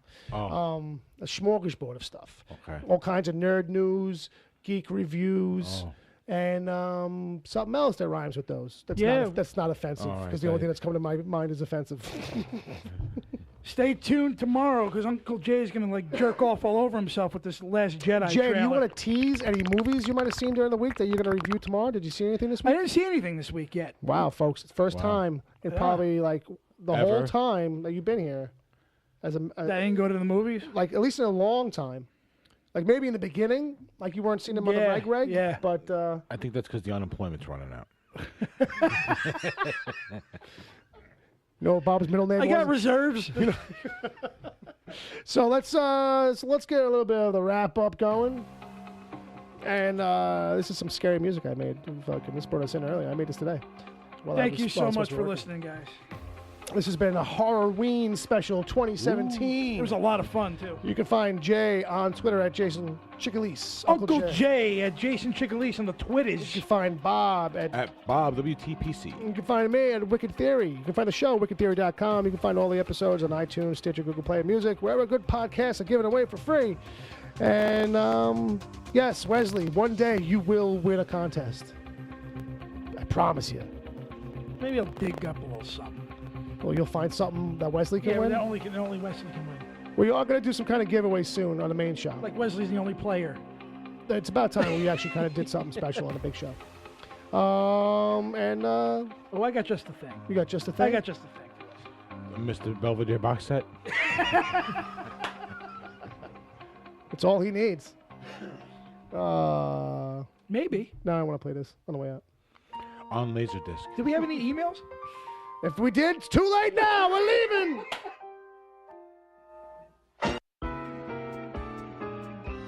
The Wicked Theory podcast is heard live every Saturday at 7 p.m. Eastern until whenever. Just go to mixler.com/wicked-theory. Mixler is MIXLR. Sign up to join the chat. Then click the follow button to get reminders whenever the show goes live.